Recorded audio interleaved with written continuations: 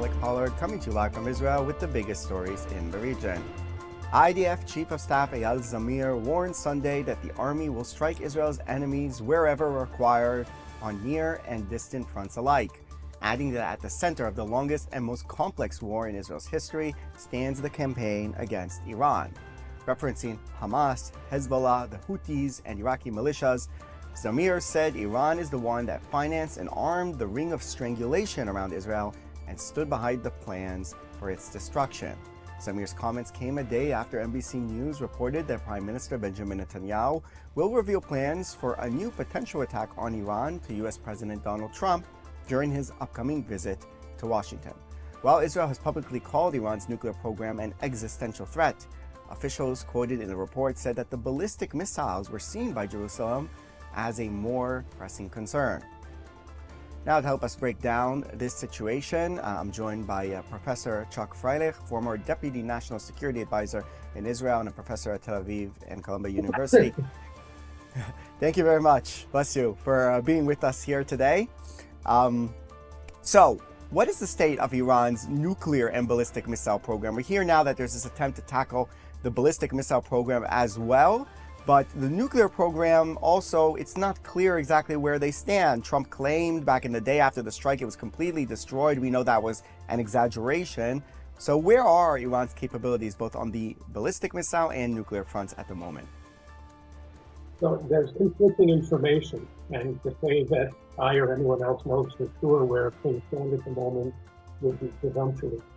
But I think based on the best information we have, the Iranians have not yet done anything significant in terms of the nuclear program, but that's not the case in terms of the missile program.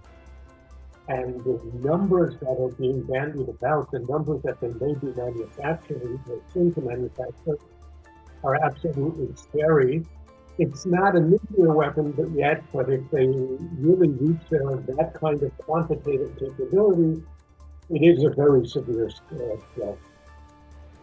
So basically it sounds like how much they were set back by the Israeli strike maybe on the nuclear front because of those installations in Fordo that the Americans helped bomb, they were able quite quickly to sort of rebuild their arms capabilities, which is basically, it puts into question maybe this whole idea of further strikes, because if you strike them, attack them, which requires a lot of sort of diplomatic wrangling with the US and others, and they can just rebuild the capabilities, what is the point?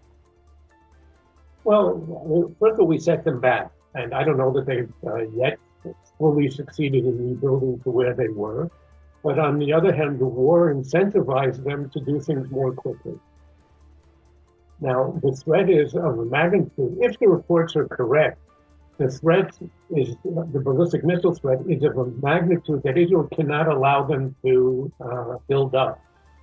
And so we will have to go in again. And your question is absolutely right. Well, what's the point if they can rebuild once again? And the answer is that the question was who becomes tired first? Israel of attacking, the Iranians of being attacked. To what extent we have American support for this, maybe even direct American involvement. A little over half a year ago, none of us would have believed that the U.S. was going to be directly involved in the strike. There's also another question, though, and we have to face this head on. To what extent the reports may, and I stress the word may, be somewhat exaggerated. And they may be exaggerated because they serve the Prime Minister's political interest. Now, if that's the case, it's a tragedy that I even have to bring this up, but we still have to see that the extreme reports are true. There's no doubt that they're building up the ballistic missile capability significantly. Right, and it's really a big question about the sort of political situation in the United States. It was a big achievement by Israel to get America not just to support the Israeli attack, but even to participate. And there was a lot of pushback. There's a rift in the Republican Party. The isolationist wing is growing in power, it seems like. How problematic and difficult is that from the Israeli perspective to, after that kind of opposition, to get America again to back Israel in such an attack, especially when the sort of what is advertised potentially is the fact that even that might not be the last one, that essentially there needs to be a perpetual war with Iran. I mean, in Israel, people understand that Iran is an existential threat with an ideology that's uncompromising, but a lot of people in the United States simply don't understand that, and they say, why do we need to constantly get involved in wars with Iran? I don't know that it's a perpetual war, but there may be a need for a number of further operations. I think the issue of Israel standing in the UN, especially on the Democratic side, but now you're correctly pointing out on increasingly on the Republican side as well, is an extraordinarily worrying trend. I'm far more concerned about the future of our relations with the US than with Iran, for example, because the US we need for everything. And it truly is an existential relationship. And Iran, one way or the other, will work things out with. But without the US, it'll be very hard to do it. Without the US, it'll be very hard to address the Gaza and the general Palestinian issue. Without the US, it'll be hard to address the Hezbollah issue. So these trends are really very, very concerning. And you're right that there was opposition on what's called the isolationist wing of the Republican Party. It wasn't as bad as people made it out to be at the time. There was some talk, a few people came out against it. It wasn't widespread. If this starts becoming more frequent, then that opposition will probably grow. The good news here, or the mixed news, is that in the end it comes down to one person, and that's Donald Trump and what he wants to do. He was willing to go ahead with us on the attack against the nuclear program back in June, not the missiles at the time. And I do think that basically he wants a period of peace and quiet in the Middle East. He also has a problem that he claimed that the nuclear program was obliterated. On the other hand, he is the kind of guy who may decide that he'll now go ahead and support us on the ballistic missile issue as well. Time will tell. Right. Also, it's a question here because it seems like Israel has changed its doctrine regarding Iran, because for many years all Israel would do was fight the proxies of Iran. So sort of indirectly challenging Iran, Hezbollah, Hamas, other groups. Now it seems, maybe, or maybe I'm wrong, tell me, that there's a sort of a change of doctrine, that it is to go directly against the Iranian state, also after proving the capability to do that. Is that a correct assessment, do you think? I think so. In the years in the past, on the one hand, it's true that we were hesitant to attack Iran directly, but that was a legitimate hesitation. It's a big operation for Israel. We're not the United States with the ability to attack anywhere on the globe, have a huge surge capacity. We don't have that. Iran is at the outer limits of Israel's capabilities. We've developed them remarkably over the last couple of decades, but still it's at the outer limits of what we can do. To have to go in repeatedly is a big issue. On the other hand, now we've demonstrated that we do have the capability. In the future, well, we've shown that Iran was penetrated from an intelligence point of view incredibly. And I'm sure that they've learned from that at least partly, and we, I'm sure, have learned again. But there's a race here between the two sides. Who has the advantage? Us in terms of intelligence penetration, the Iranians in terms of uncovering the sources of the leaks. Are we ready now, or we'll be ready in the near future for another round? And then, of course, there's the operational side. So there are lots of issues that have to be taken into account here. Question also regarding the diplomatic situation of both countries post the October 7th war, although the war is still pretty much ongoing, particularly in Gaza. Iran, do you feel like they are isolated now more or less? They did take a big hit. Their proxies took a big hit. Where do you think they stand on the international scene at the moment as far as their ability to continue to fund proxies, arm proxies, and put money into their programs, ballistic missile programs, and also internally. Let's not forget a lot of opposition to the regime inside Iran who don't like seeing all these resources going into foreign wars. How secure is the regime in your eyes at the moment?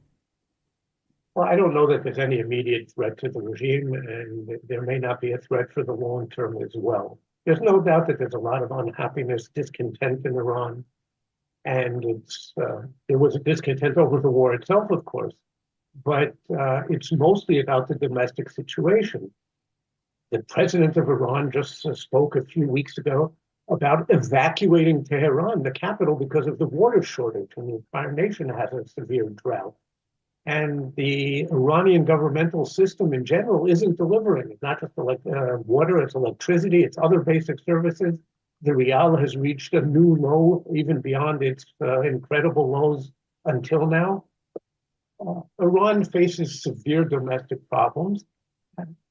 I don't think it's yet a threat to the regime itself. What about though externally, as far as the partners, in so much as they have at the moment? Where do they stand internationally? So it's like with everything else with Iran, it's a mixed picture. On the one hand, yes, they are more isolated. Europe finally, after years and years of talking, the E3 just reimposed the snapback sanctions on Iran. And that was a major move. On the other hand, you have Russia and China doing a fair amount to circumvent the snapback sanctions, the American sanctions, and to support Iran.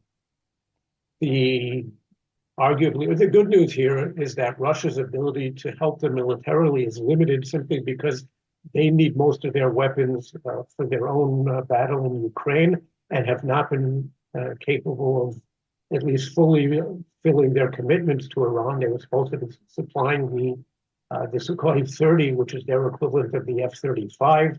It hasn't happened. The S-400 anti-missile system hasn't happened yet. But sooner or later, the war in Ukraine will end and Russia will be able to step up to the plate once again. There are conflicting reports to what extent China has been willing to provide some weapons, including the most advanced systems. They're certainly buying vast quantities of Iranian oil, something like 90% of their production and exports. All right, Professor Chuck Freilich, former Deputy National Security Advisor in Israel. Thank you very much for that analysis. Thank you. Australian police reveals new details about the deadly terror attack at a Hanukkah event in Sydney, saying that in addition to gunfire, the two attackers threw 4 improvised bombs towards the crowd that didn't explode. According to court documents made public today, the attacker and his father made a reconnaissance visit to Bondi Beach just days before the attack. Recorded video footage also shows them conducting weapons training in a rural area of New South Wales, moving tactically and firing a shotgun. Investigators allege the pair recorded a video sitting in front of an Islamic State flag, condemning Zionists and justifying the anti-Semitic attack.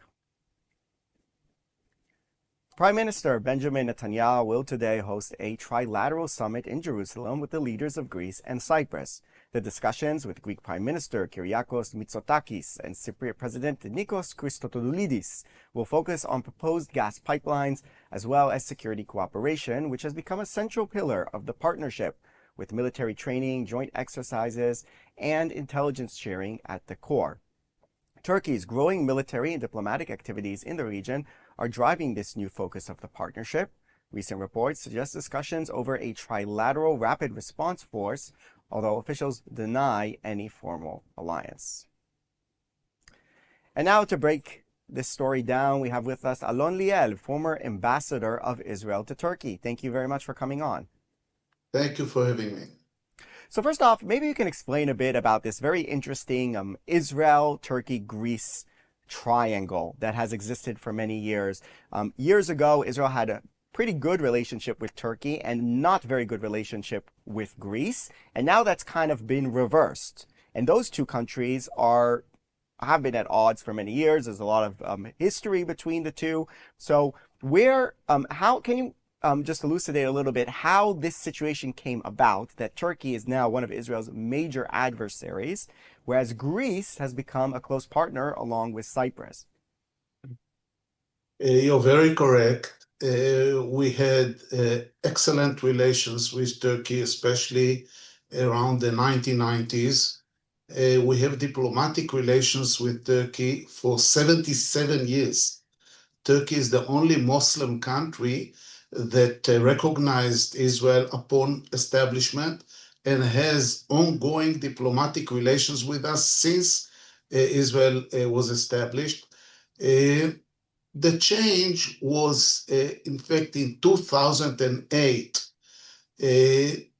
We realized that Turkey is very supportive of Hamas in Gaza. And after the Mavi Marmara incident in 2010, the Israeli government decided that we cannot count on Turkey anymore, and established or strengthened its relations with the whole Baltic area, including East European countries and Greece and Cyprus, to counterbalance the potential loss of Turkey. And then things started deteriorating. The change to the Baltic area was very successful. The relations with Greece, Cyprus, Romania, Bulgaria, and other East European countries flourished and included a military angle. And as a result of it, Israel had a feeling that we have balanced our dependence or regional dependence on Turkey, and then things continued to deteriorate. Right, this is definitely turning into a productive partnership for Israel. And one of the issues that keeps coming up is gas. Of course, Israel discovered a lot of very valuable gas in the Eastern Mediterranean, recently signing a massive deal with Egypt as well. And there's been this talk of the gas pipeline to Europe that would be in cooperation with Cyprus and Greece. And of course, Turkey had their own pipeline plans going through with the Russians as well. So there's competing, let's say, projects here. What else? There is that, of course, and else that Israel and Greece, along with Cyprus, have sort of in a productive cooperation that's going to be talked about in this meeting. Yeah, before the issue of the gas, that is definitely a part of it, the last 2 years of the war sharpened the conflict with Turkey.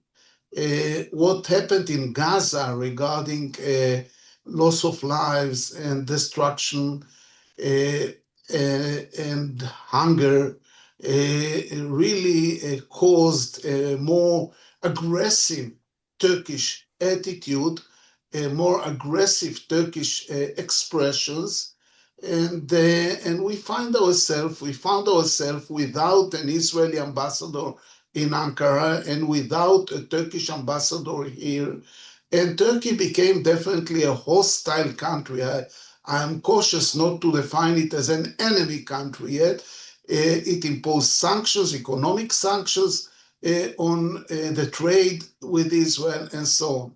When it comes to gas, there was a mutual dream from the years I was still in government, that we will create a massive energy relations with Turkey. And we, for years, over a decade, we spoke on the possibility of a pipeline between the Haifa region and the Mersin region in Turkey. And we discussed the pipeline. We even signed drafts of agreements and so on. There was this wish on behalf of both countries to establish a firm energy link.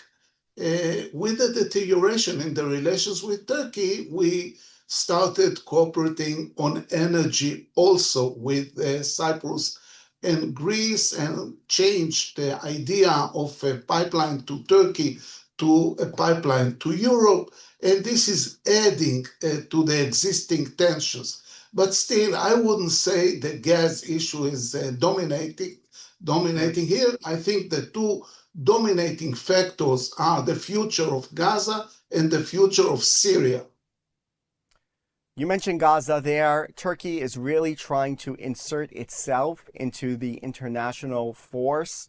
stabilization force that is trying to be built in Gaza. There's even reports that they are trying to push away other countries like Azerbaijan and Indonesia from being in the force because they want to be there. And that would be a nightmare for Israel because of Turkey's close ties with Hamas that you mentioned earlier. So where do you think this is going as far as the new situation in Gaza and Turkey's involvement in Gaza? Yeah. First of all, I think the Americans will determine where it's going. We are very close to a meeting between President Trump and Prime Minister Netanyahu in the United States, and the decision will be taken there. From what I see,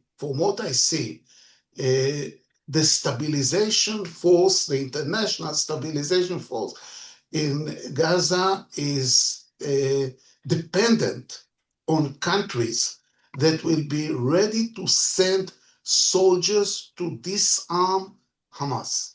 And I don't think we can find countries that are ready to do it.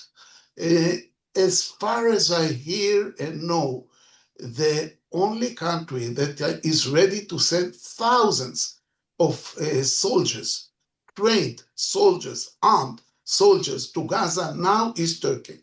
There were talks about Pakistan and Indonesia and Italy. I don't see it happening. So we are stuck in a position that the whole international community is ready to help in rebuilding Gaza if Hamas is being disarmed or after Hamas will be disarmed, but nobody is ready to disarm Hamas. And the only way to do it is to send a country that has enough leverage on the Hamas to do it, or to try that they will hand the weapons to Palestinians, and I don't think this is possibility that Hamas will hand the weapons willingly. So it's endangering the whole stage two. It is endangering the whole stabilization process in Gaza, and if the stabilization process will collapse, we are back to war, and we will disarm Hamas in another round of war. So the talks in Washington are extremely important now. And I don't know if Trump will force Netanyahu to accept soldiers, to accept Turkish soldiers, but I don't think he will enable, on the other hand, that this stage two will collapse and will go back to war. You make it sound like maybe Turkey is not the worst option, precisely for the reason that some people say it is a bad option, which is that they have ties with Hamas, that maybe they can actually leverage those ties with Hamas for a better outcome. Is that something that maybe you're suggesting, or did I not interpret that correctly? I don't think there are good options at all. Because even if we will fight another year with Hamas to disarm them, I don't think it's a good option. We'll have casualties, we're back to war with all the implications on the society, on the economy, on the international status, and so. So I don't think we have good options. I think what we might be able to achieve, and this is also not a very good option, is that Hamas will disarm on the condition that it will have a certain civilian role in the future of Gaza, which Israel does not agree to also. So there will have to be compromises here if we want to stabilize the situation in Gaza, and if we want the recovery of Gaza to start operating. You worked in Turkey many years as an ambassador. Are there still sort of talks, back channels between the country, considering that there is official relations, but we don't have ambassadors at the moment? What is the state of actual direct relationship at the moment between Israeli officials, past officials maybe, and Turkey? What is the pipeline of communication? As far as I know, the only pipeline of communication is regarding the future of Syria. But even this is only on a very technical level of preventing a military deterioration there between the Turkish army and the Israeli army. So it deals with technical military details. There is nothing political there. And it's a tragedy. because we still have full diplomatic relations, but the level of distrust of both sides is so high that there is no open channel, and the only channel is Trump. We speak with Turkey through Trump, and Trump, I think, will have to order the sides on the prescription on how does he want to see the future Turkish involvement. But I want to say something in general. We have a policy, Israel, of deterring our enemies, deterring the Iranians, deterring the Hezbollah, and now we have a policy of deterring Turkey. This is a very dangerous policy because Turkey is preparing for war with Israel now. Regarding arming, it ended its war with the Kurds. They are in peace negotiation with the Kurds to get ready for an overall war with Israel. So the deterrence that we are creating, this triangle that we are creating, Greek, Cypriot, Israeli triangle, is maybe having a certain element of deterrence, but the other thing it is creating is a feeling of threat in Ankara. And we see preparations for war in Ankara, and I really think that's the last thing we need. In addition to the 7 fronts we already have or had, to have Turkey as the 8th front. Right, so definitely opportunities in this trilateral meeting taking place, but also dangers, and Netanyahu is going to have to tread carefully over there. Former ambassador to Turkey, Alon Liel, thank you very much for coming on. Thank you too. And now a word from our partners. Your dream apartment in the holiest city in the world is just a click away. Am Yisrael Chai, the lifeline for so many chesed operations in Israel, is holding their annual Dream Raffle, where one ticket only can buy you a luxurious apartment in the heart of Jerusalem. Don't win the apartment? No problem. All raffle proceeds from all tickets go directly to one of the incredible organizations that Am Yisrael Chai supports. And for the first time ever, the apartment is fully furnished. Don't miss this incredible opportunity to actively donate to Israel's functionality and, on the way, potentially score big and win the apartment of a lifetime. Scan the QR code now to join. The Israeli government has formally announced the establishment of 11 new settlements in Judea and Samaria, while recognizing 8 existing outposts and neighborhoods as well. 2 of the newly recognized communities, Ganim and Kadim, were evacuated during the 2005 disengagement and are now being returned to the settlement map. Minister Smotrich said the decision is aimed at preventing the establishment of a Palestinian state and strengthening Israeli presence in Judea and Samaria. The international community, with the exception of the United States under President Donald Trump, considers settlements illegal under international law, a position Israel rejects, citing historic ties, former UN resolutions, and security needs.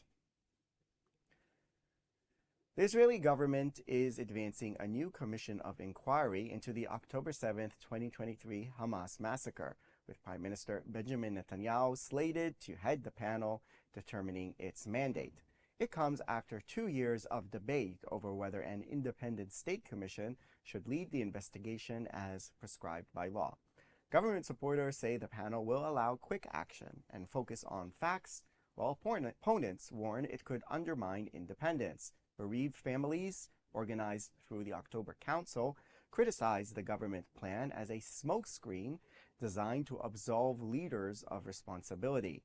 They demand a state commission of inquiry to ensure a full and unbiased investigation. Opposition leaders have also denounced the panel, warning that having the Prime Minister determine its parameters could affect public trust. Protests by families and supporters are planned this week across the country as the debate over how to investigate Israel's deadliest failure continues. And that is all for this edition of ILTV on the Hour. You can scan the QR code on the screen to follow us on our app. Thanks for watching.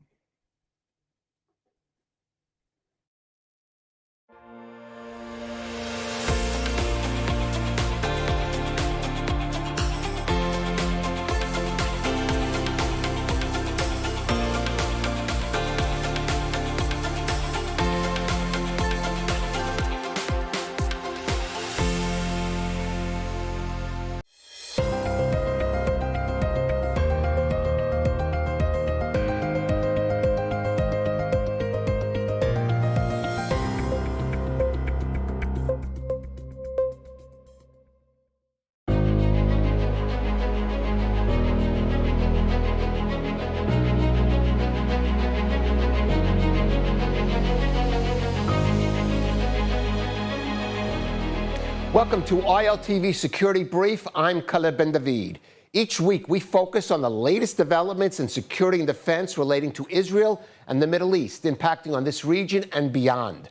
And we start with our top items of the past week. An IDF drone strike on Gaza City takes out Raed Saad, a top Hamas military commander, seen as one of the key planners of the October 7th terror attack. President Trump says the U.S. is examining whether the operation was a violation of the ceasefire treaty.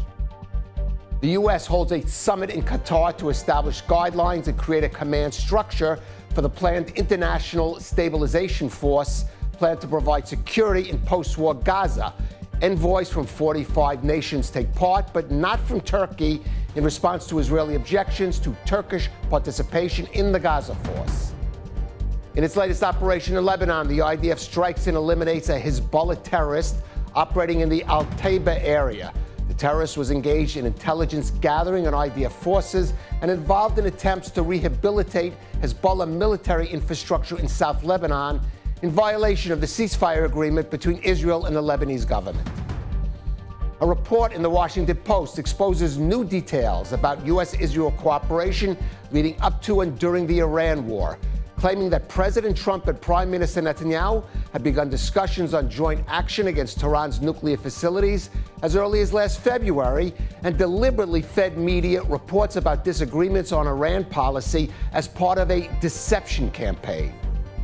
Germany's Bundestag approves a €3 billion expansion of the Arrow 3 program after earlier this month deploying the initial installation of the long-distance missile system it purchased from 2 years ago from Israel in a landmark defense deal worth €4 billion. And now our big story. Officials from over 40 nations gathered in Qatar this week in an effort to advance plans for an international stabilization force to be deployed in Gaza as the first real step of phase 2 of the ambitious U.S. plan to rebuild and reform the Strip. But the summit provided more questions than answers. What nations will take part in the force? Where in Gaza will it be deployed? And what will its responsibilities be? And crucially, if that will include a role in disarming Hamas. Now, these are some of the issues expected to be decided in a crucial meeting between President Trump and Prime Minister Netanyahu set for December 29th. Well, for more on this and other issues, we're joined in studio by ILTV correspondent Alec Pollard. Also joining us from the U.S. is Dr. Eric Mandel. He's the founder and director of MEPIN, the Middle East Political Information Network. Gentlemen, thank you for joining us.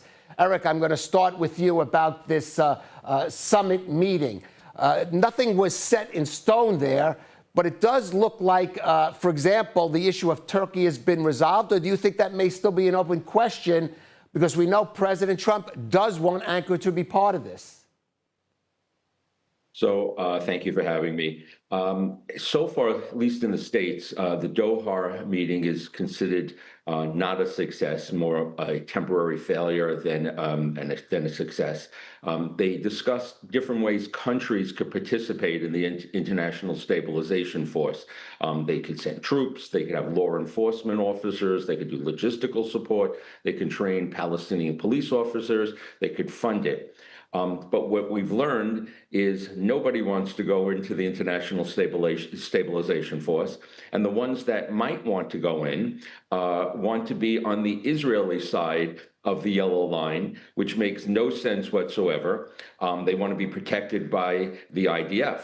And it gets us to the big question. The United Nations Security Council resolution and the 20-point plan said there's supposed to be a demilitarization and disarmament, and nobody wants to do that, so they're kicking the can down the road. We're going to move on with some other things.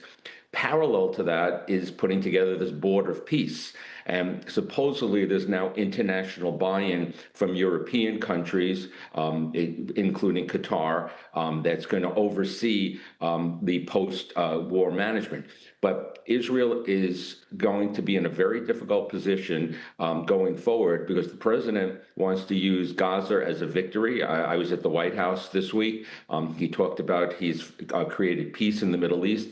And that is a euphemism that he has made peace in Gaza, and he does not want to see any kinetic activity there, which means expect tremendous pressure on Prime Minister Netanyahu this December, whether it's pressure to have Turkey join a force or be involved in some way, or whether it's to tell Israel to stop dealing with the provocations of Hamas. So there's a lot of things up in the air here, but the one thing we know is that the only pressure that the president seems willing to apply is on Israel, and Israel is falling potentially into a trap where international forces that are part of the International Stabilization Force can end up being like a shield for Hamas.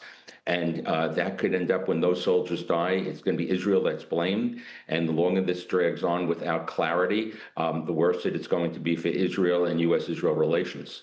Yeah, so, well, how about that, Alec? Because Israel's experience with international forces on its borders is not good, and you've put them into the mix there in Gaza when Israel is still carrying out military operations against Hamas, as we have seen, not just along the yellow line, but even within the Hamas-held areas of Gaza. That's going to be a very tricky situation for the IDF.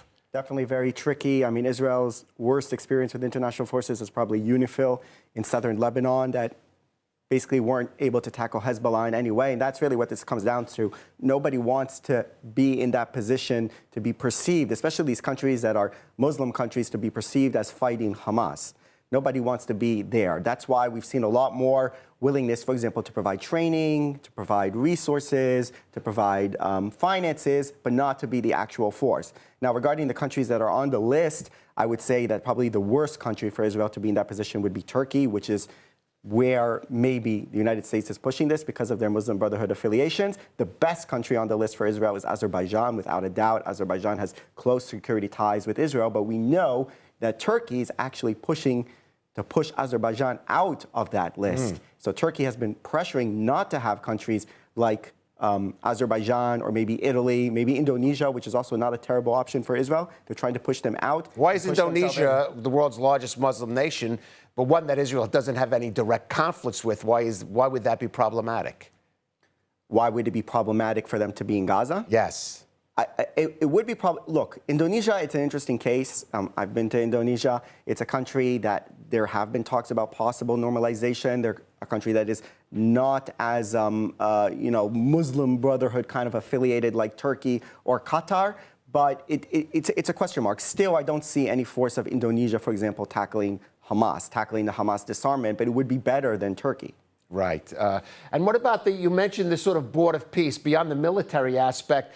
It's been a little problematic for Israel because we've talked about that board of peace overseeing a administration of Gaza that would be Palestinians, so-called technocrats, supposedly apolitical, no affiliation, certainly not with Hamas or with the Palestinian Authority. But are there really going to be any Palestinians that will willing to take on that role that don't have, in some way or another, connection, certainly at least with the Palestinian Authority? So that's a very good question. The idea that you're going to find Palestinians who are truly independent and won't be intimidated or won't fear for their families if they act truly independently and what's in the best interest of Palestinians is going to be very hard. Whether you're dealing with affiliations to Hamas, whether you're dealing with affiliations to the Palestinian Authority. Remember, the Palestinian Authority is the same agency that has created the Pay for Slay program. It has stolen billions in money. You have a octogenarian, an Abbas, who leads them, who leads not only the PA, but the PLO and the Fatah, who is someone who just has old cronies. The polls of Palestinians don't trust them.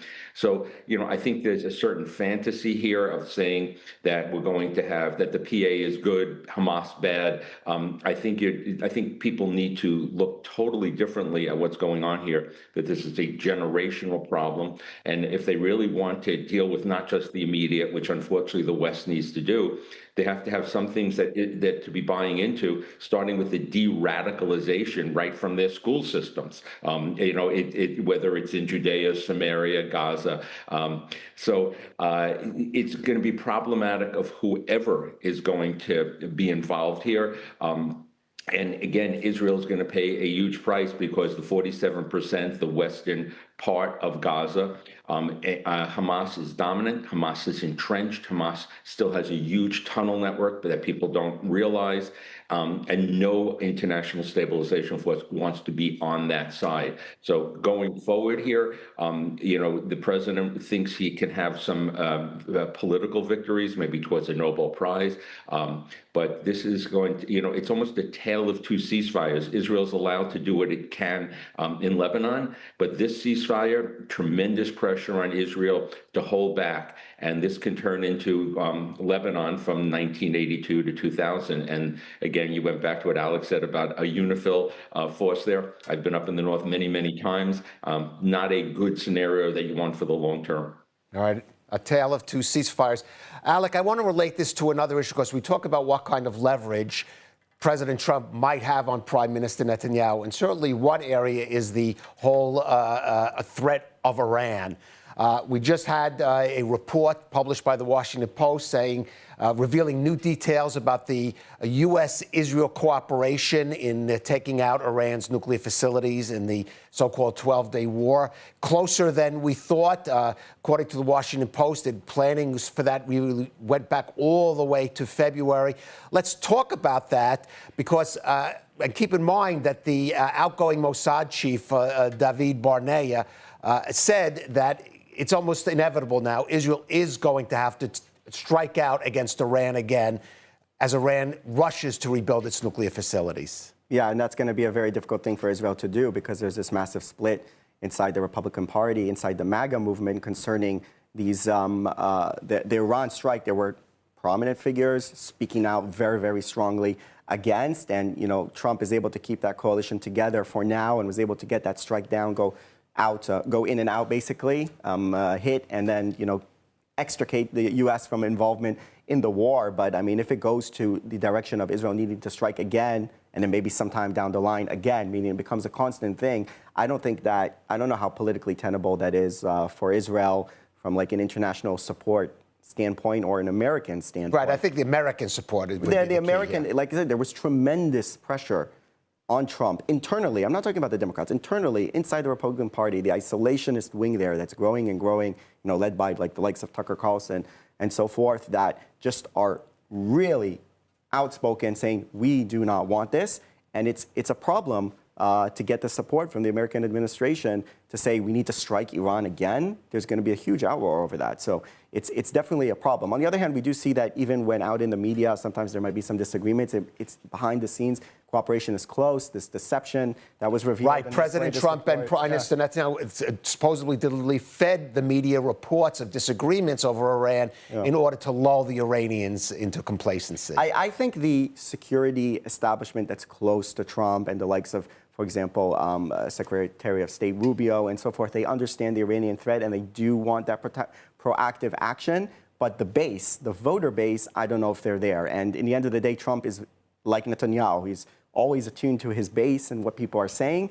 And if it's unpopular in the base, then it's going to be hard to get Trump on board to continue to have that that posture and to actually strike, to have just the posture, maybe to have the posture of we're not going to let Iran have a nuclear weapon and to say we support Israel in that and so forth. But to actually, if Israel comes to the U.S. and says we need to strike again.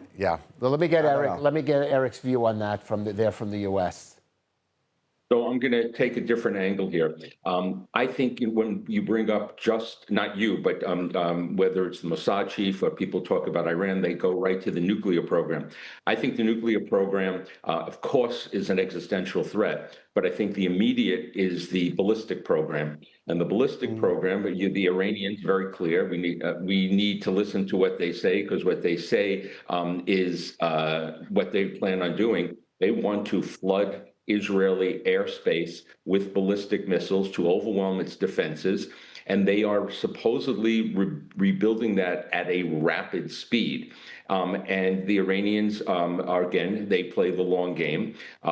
Israel can hit ballistic facilities, whether you're talking about the production of solid fuel missiles, launchers, things like that, and they can do that without American help.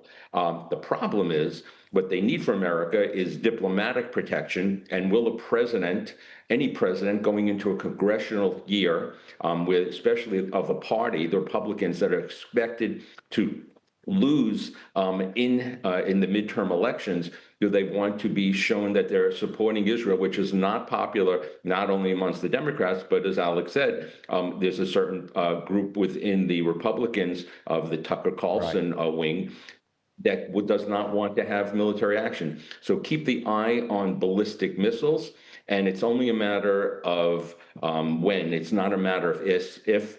And Iran is also trying to increase its proxy. It's going back $1 billion. Well, hold off on about Eric, on the proxies, because I do want to shift focus a little bit, but it is related, because after that horrifying attack at Sydney's Bondi Beach Hanukkah celebration that left 15 dead, we have to look at a shift a little from Israel's security to the security of the diaspora Jewish community.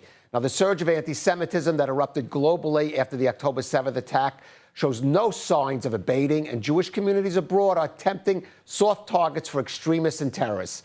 Let's hear from a member of the Australian Jewish community and Prime Minister Netanyahu. For 2.5 years, we have put up with daily protests which have become incubators of hate. There's a ceasefire in the Middle East. Israel launched a defensive action against a listed terrorist organisation that took more than 1,200 innocent lives and hundreds of Israelis hostage. And you have allowed these protests unabated to go on for 2.5 years, destroying businesses and now destroying lives. Stop the protests. אני דורש מממשלות המערב לעשות את מה שנדרש כדי להילחם באנטישמיות ולתת את הביטחון הדרוש, את ההבטחה הדרושה לקהילות היהודיות בעולם. וכדאי שיקשיבו לאזהרות שלנו. אני דורש מהם פעולה עכשיו. Yes, Eric, there is a potential Iran connection there, because we know the IRGC did run an operation in Australia that was broken up this summer to utilize local criminal elements there to launch attacks against the Jewish community. Let me ask you, sitting there in the diaspora, how secure do you feel? What are steps being taken in across the world, even in the U.S., to safely protect Jewish communities under the current circumstances? So in June, I was with the Council of Presidents of major Jewish organizations that was in Washington in Congress, that was trying to lobby for more funding for security for synagogues, organizations, and the money wasn't there. You heard sympathetic words. So tangibly, it's less than one would expect. So that's the first thing. The question here is, when people scream, globalize the Intifada, and that's the easiest one of all the hate speech that we've had there, that is and needs to be considered, even in America, which prides itself on freedom of speech, That is screaming fire in a movie theater. That's how you know the definition of what's free speech and what goes beyond it. Globalize the Intifada is a call for violence. And that and many associated statements are very clear calls for attacks against Jews. And the other part in the United States is you have people who will say there's a big difference between Israelis and Jews. When I travel the Middle East, when they say, when they want to refer to an Israeli, they call them a Jew. There's no differentiation amongst the haters here in the United States. And how does going to your initial question, how does the American Jewish community feel? And I was at the White House this week, so with lots of Jewish leaders. The people are frightened, especially in our native city of New York. People are scared. There's almost daily incidents of attacks and coming in with a mayor who does not seem to want to protect Jewish people and certainly is an anti-Zionist. There is fear, and it's fear not just in there, it's throughout the country. And so we're really at a pivotal time in the United States and the world. Listen, we just heard that, I think today, that there was another attempted attack in Australia, and that was thwarted. There are many of these things going on, and the world diaspora community is on edge.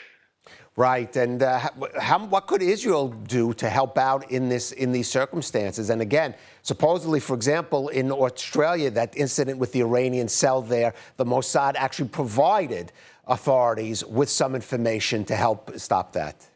Well, that's probably the only thing Israel can really do is to try to, use its very substantial intelligence network to kind of warn and get warning of. But the fact that it's an Iranian cell or it's someone affiliated with ISIS or the famous lone wolf radicalized online narrative, these are just vessels that are containing the ideology, and the vessel can change. In the end of the day, it's jihad. It's jihad. Let's call it what it is. And it can target Jews and it can target non-Jews. We've seen all these terror attacks that have happened in Europe. And I think from the Israeli angle, there definitely is this attempt by some people to say that, okay, Hamas attacking Israel and various groups, it's like completely distinct from this event. But I think what you can try to do is to say, yes, it is connected. Like if you have these type of groups that are in Europe, some of them even wave ISIS flags and Hezbollah flags in the street. But even if you're waving Palestinian flags, thousands and thousands of people, it's a show of force that emboldens some of these groups to go and to commit attacks. Doesn't mean that every person who goes on a march and waves a Palestinian flag is a jihadist. Of course not. But we saw there the person in Australia who's saying these marches, what they do is they disseminate hate. They embolden those radicals to go and commit attacks. And let's not forget, Sydney Opera House, 2 days after October 7th, gas the Jews, right. F the Jews. Gas the Jews, F the Jews. So it's connected. Right, and it accelerates a snowball of hate gathering to violence. Alec Pollard and, of course, Dr. Eric Mandel from MEP. Thank you so much for joining us on ILTV Security Brief. And now a final word. With at least 15 dead, the massacre at Sydney's Bondi Beach was an unprecedented attack on a diaspora Jewish community in recent decades, but no one could say that this was unexpected. The attack was the horrifically logical consequence of years of incitement against Israel, Zionism, and Jews, and just the latest escalation in a series of anti-Semitic attacks directed against Jewish communities across the world. While the investigation into the Bondi incident is just beginning, some things are already clear. Chief among them, a shocking lack of security. Only 2 police officers were assigned to be on the scene to protect an open-air event with over 1,000 attendees, and both they and other police that arrived later to the scene were outgunned by the well-armed terrorists. This lapse is even more shocking when considering it was just last summer an Iranian-backed terror operation was uncovered in Australia that saw IRGC agents utilizing local criminals for hire to carry out attacks against the local Jewish community.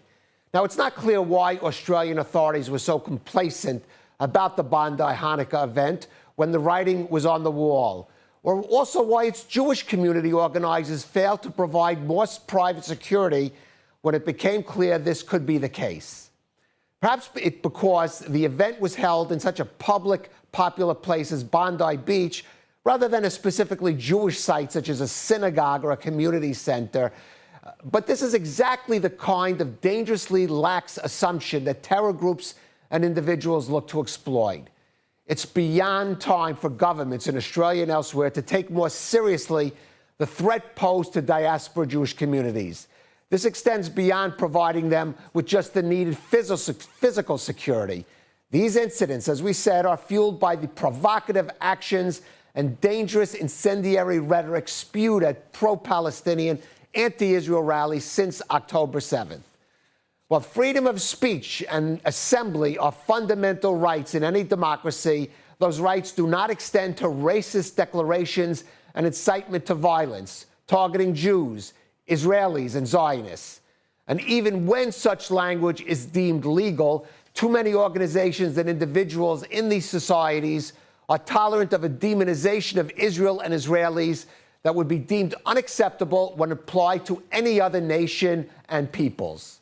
The Bondi Massacre was a warning to governments across the world to stop underestimating the threat now posed to their own Jewish communities. And those communities must also now realize that they have to do more to provide for their own means of security before the next such attack happens. Thank you for joining us on ILTV Security Brief.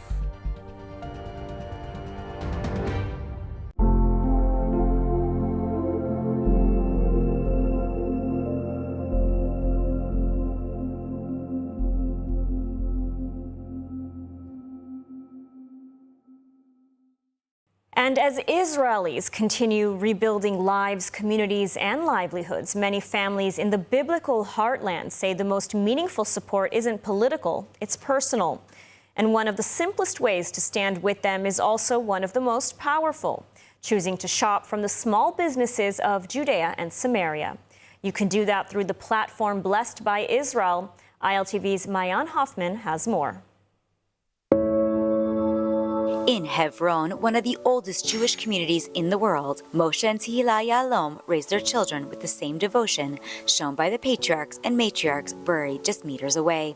Their flour is organic and fresh milled, but the real story is the family behind it. When vandals destroyed their vineyard, cutting vines and damaging irrigation, Moshe didn't walk away. He replanted every branch, refusing to give in to fear or intimidation. Today, the Yahaloms not only grow wheat and olives, they've also restored the ancient tomb of Ruth and Jesse, turning a neglected site into a place of prayer, beauty, and connection. This is the heart of Blessed by Israel, families who bring new life to ancient soil. Up in the hills of Benjamin, another story begins with a father's love. Shlomo and Naomi Keshet welcomed their son Elnatan, born with Down syndrome, into a bustling home of 6 boys. Shlomo worked for years in the olive oil industry, dreaming of a way to connect his son to the land. That dream became Adva Soaps, a small factory producing handmade, all-natural soaps using local herbs and olive oil. Today, Elnatan works alongside his father, stamping, wrapping, shipping products that reach homes all around the world. And Shlomo's mission has grown. He now employs other adults with special needs from Judea and Samaria, giving them dignity, purpose, and community through meaningful work. And in the Jordan Valley, what began with a tractor, a horse, and a young couple's hope has become a thriving oasis. Omer and Naama Atidia moved to the desert north of Jericho nearly 2 decades ago, determined to turn barren land into farms of abundance. Their 7 children now help run a flourishing grove of olives, mangoes, dates, and even a small herd of sheep. Their award-winning olive oil is just one of the products available through Blessed by Israel.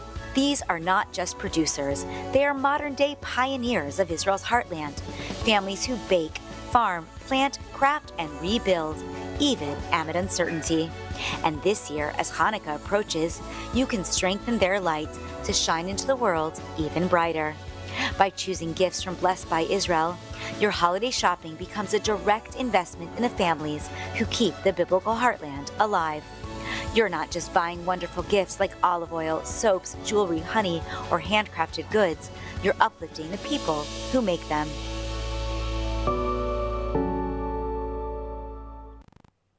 And And you can scan the QR code to visit blessedbyisrael.com and use ILTV's code BLESSISRAEL for 10% off your first order.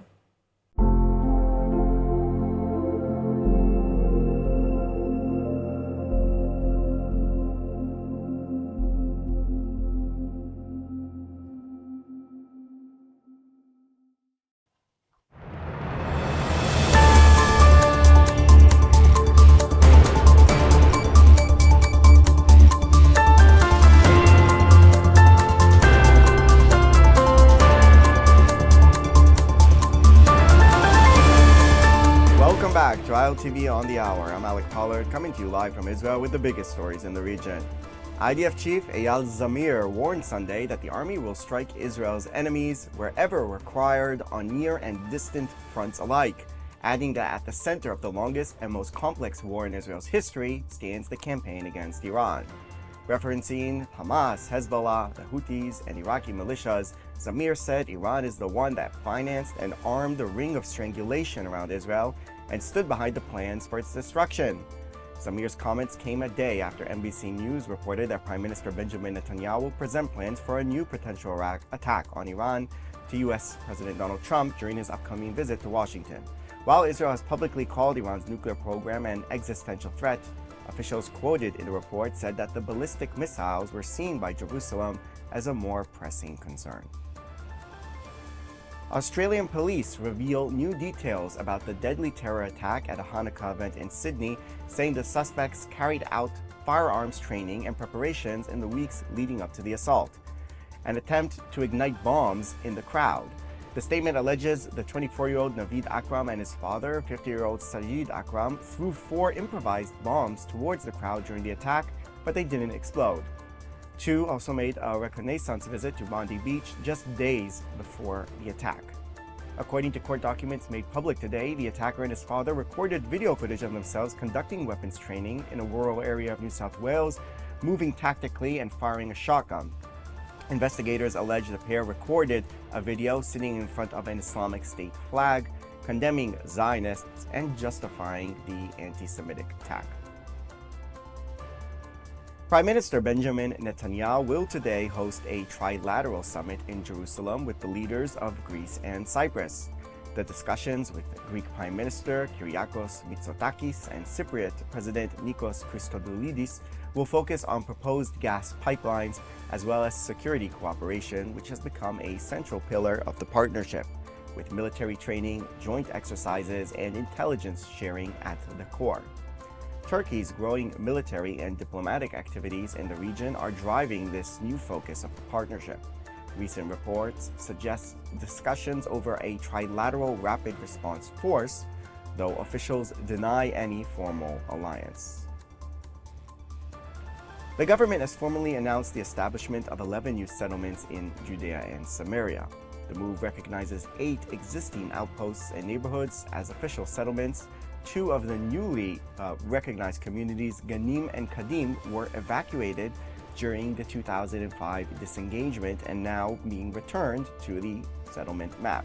Smotrich said the decision is aimed at preventing the establishment of a Palestinian state and strengthening Israeli presence in Judea and Samaria. The international community, with the exception of the United States under President Donald Trump, considers settlements illegal under international law. Opposition Israel rejects, citing historic ties, former UN resolutions, and security needs. The Israeli government is advancing a new commission of inquiry into the October 7, 2023 Hamas massacre, with Prime Minister Benjamin Netanyahu slated to head the panel determining its mandate. It comes after 2 years of debate over whether an independent state commission should lead the investigation as prescribed by law. Government supporters say the panel will allow quick action and focus on facts, while opponents warn it could undermine independence.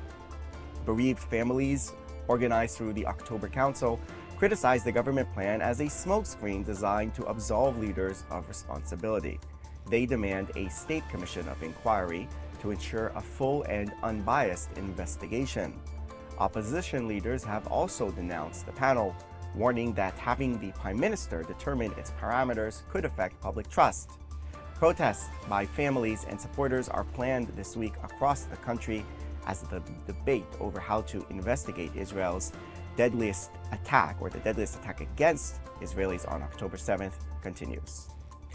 That's all for this edition of ILTV on the Hour. You can scan the QR code on your screen to get more information from our ILTV app, and we will see you next time.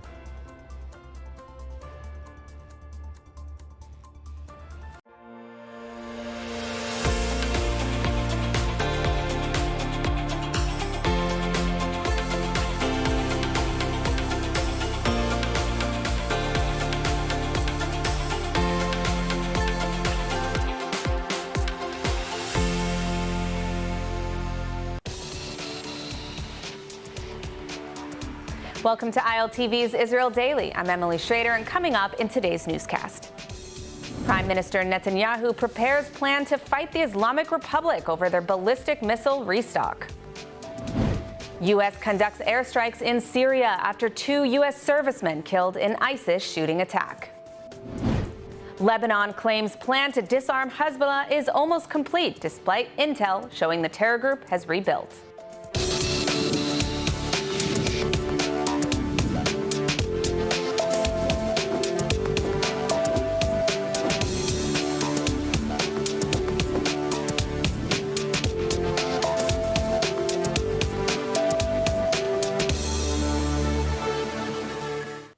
According to U.S. News reports, Prime Minister Benjamin Netanyahu will present U.S. President Donald Trump with new plans for a potential strike on Iran when he visits the president at Mar-a-Lago at the end of the month. Netanyahu will reportedly present Trump with options for an attack with a focus on Iranian ballistic missiles. More from ILTV's Steve Leibowitz. Jerusalem is deeply concerned that Tehran is not only rebuilding its nuclear program damaged in the June war, but is also ramping up ballistic missile production, potentially 3,000 per month, if left unchecked. Israel sees the missiles as an immediate threat, fearing they could deter Israeli action against Iran or its regional proxies. Citing an imminent existential threat to the Jewish state, in June Israel struck Iranian nuclear and missile facilities, killing scientists and damaging production capacity. Iran retaliated with hundreds of missiles and drones, killing 32 Israelis, wounding many and damaging thousands of homes, buildings, and infrastructure, including 2 universities and a hospital, leaving over 13,000 Israelis displaced. Despite claims the program was destroyed, Israeli officials warn that Iran could use its missiles to fast-track nuclear rebuilding. Mossad chief David Barnea said Israel must ensure Iran never restores its nuclear ambitions. With the U.S. and Israel working closely on strategy, Netanyahu's visit to Mar-a-Lago is seen as crucial to prevent a new Iranian escalation and protect Israel from missiles, nuclear threats, and regional aggression. During their February meeting, Netanyahu presented Trump with 4 options on what an attack on Iran could look like. According to the report, the 4 scenarios were an exclusively Israeli attack, an attack led by Israel with minimum U.S. help, full collaboration, and a U.S.-led assault. According to the NBC report, citing a person with direct knowledge of Israel's plans, Netanyahu may present a similar set of options to Trump in Florida when the two meet.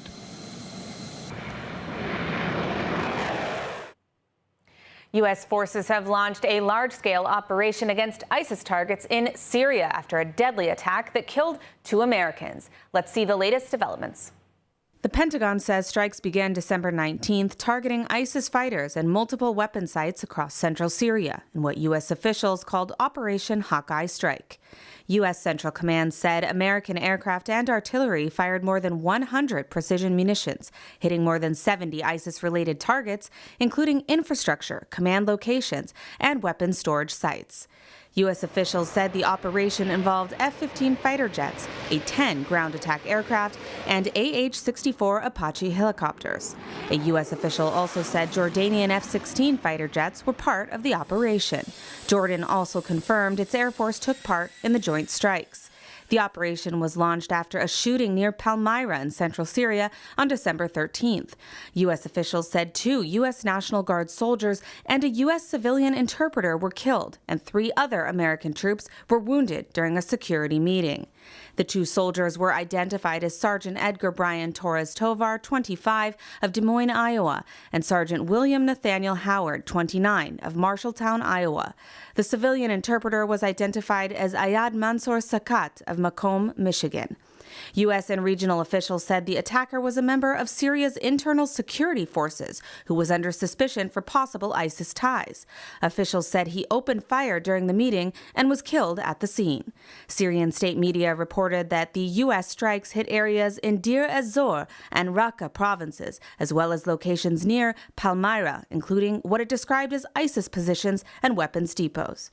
The United States maintains several thousand troops in Syria as part of ongoing counterterrorism operations against ISIS, which continues to operate cells in the country more than a decade into the civil war. U.S. leaders have said the campaign is not intended to mark a new war, but to disrupt ISIS capabilities and prevent future attacks on American and coalition forces in the region. According to Lebanese Prime Minister Nawaf Salam, the first phase of a plan to disarm Hezbollah south of the Litani River will be completed within a few days. But in Israel, that claim is being met with deep skepticism, and in Jerusalem, doubts from Washington as well. More from ILTV's Devo Klein.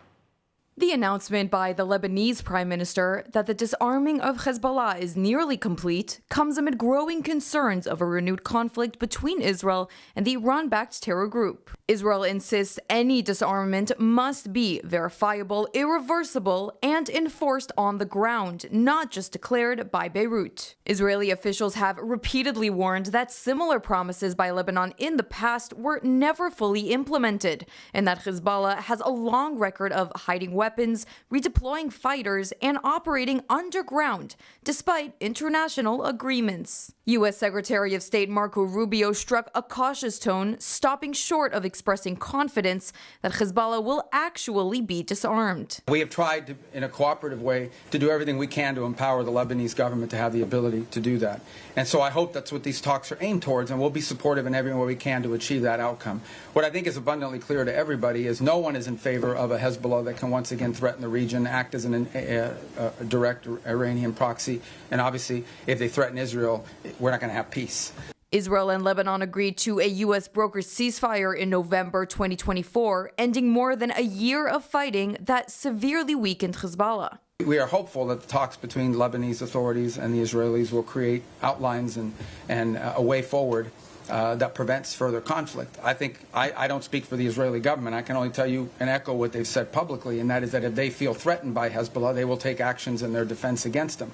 Under the U.S. brokered deal signed just over a year ago, the Lebanese army is tasked with confiscating Hezbollah weapons south of the Litani River before moving to the rest of the country.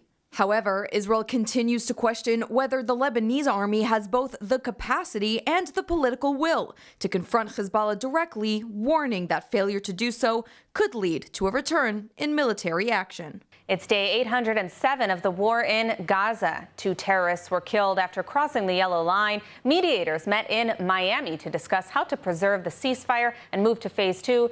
And the UN Food Monitor confirms what we knew: there is no famine in Gaza. We'll have more from ILTV's Steve Leibowitz. Amid the ceasefire, the IDF said it killed 2 Palestinian terror operatives who crossed the Gaza ceasefire line, a near daily occurrence. The operatives crossed the yellow line and approached reservists from the Jerusalem Brigade in a way the military said posed an immediate threat. The Air Force then struck and eliminated the terrorists. Israel has repeatedly accused Hamas of violating the ceasefire, with 3 Israeli soldiers killed in Gaza since the truce took effect. Separately, the army released footage showing the demolition of Hamas tunnels on the Israeli side of the Yellow Line in the Khan Yunis area. Over the recent months, the IDF said Kfir troops and the elite Yahalom engineering unit have destroyed hundreds of terror infrastructures, including a 2-kilometer tunnel and others stretching hundreds of meters. Following a meeting in Miami, mediators of the fragile Gaza ceasefire expressed support for U.S. President Trump's peace plan, though sources said little progress was made beyond the current truce. The joint statement by the U.S., Qatar, Egypt, and Turkey contained no new announcements, but urged Israel and Hamas to show restraint and avoid a return to war. The mediators called for the swift establishment of a board of peace and a technocratic government to manage post-war Gaza, while sources said moving to phase 2 will require compromises on IDF withdrawal and Hamas disarmament. Back to Gaza, where the UN Food Monitor said famine conditions have ended. The International Food Security Phase classification reported Gaza is no longer in Phase 5.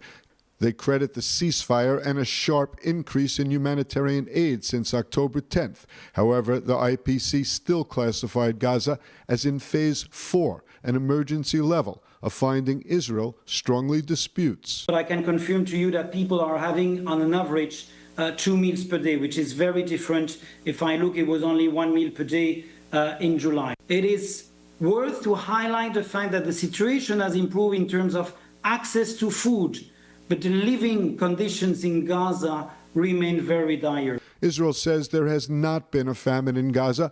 Kogat called the latest report distorted and biased, saying nearly 30,000 aid trucks carrying more than 500,000 metric tons of food have entered Gaza since the ceasefire, far exceeding nutritional requirements. Kogat called the report distorted, biased, and unfounded, saying it misleads the international community and ignores verified data. Well, now joining us to analyze some of these regional developments is Senior Fellow at the International Institute of Counterterrorism, Colonel Miri Eisen. Colonel Eisen, thanks for being with us today. A lot to break down in the region. First, let's talk about Lebanon. Now, we know that Hezbollah isn't disarmed or even close, yet we see statements like we've seen from Lebanon about them being very close to completing their disarmament of Hezbollah. Why do we hear these reports claiming what we obviously know to be false? Lebanon has a very strong interest with this new government to show that they are taking action. The United States of America sent its own envoys, is very directly involved in this new Lebanese government. This Lebanese government only came together after the fall of the Assad regime inside Syria, and only because Israel had so, I want to say, depleted Hezbollah's capabilities. And as you said, Hezbollah still has a lot of capabilities.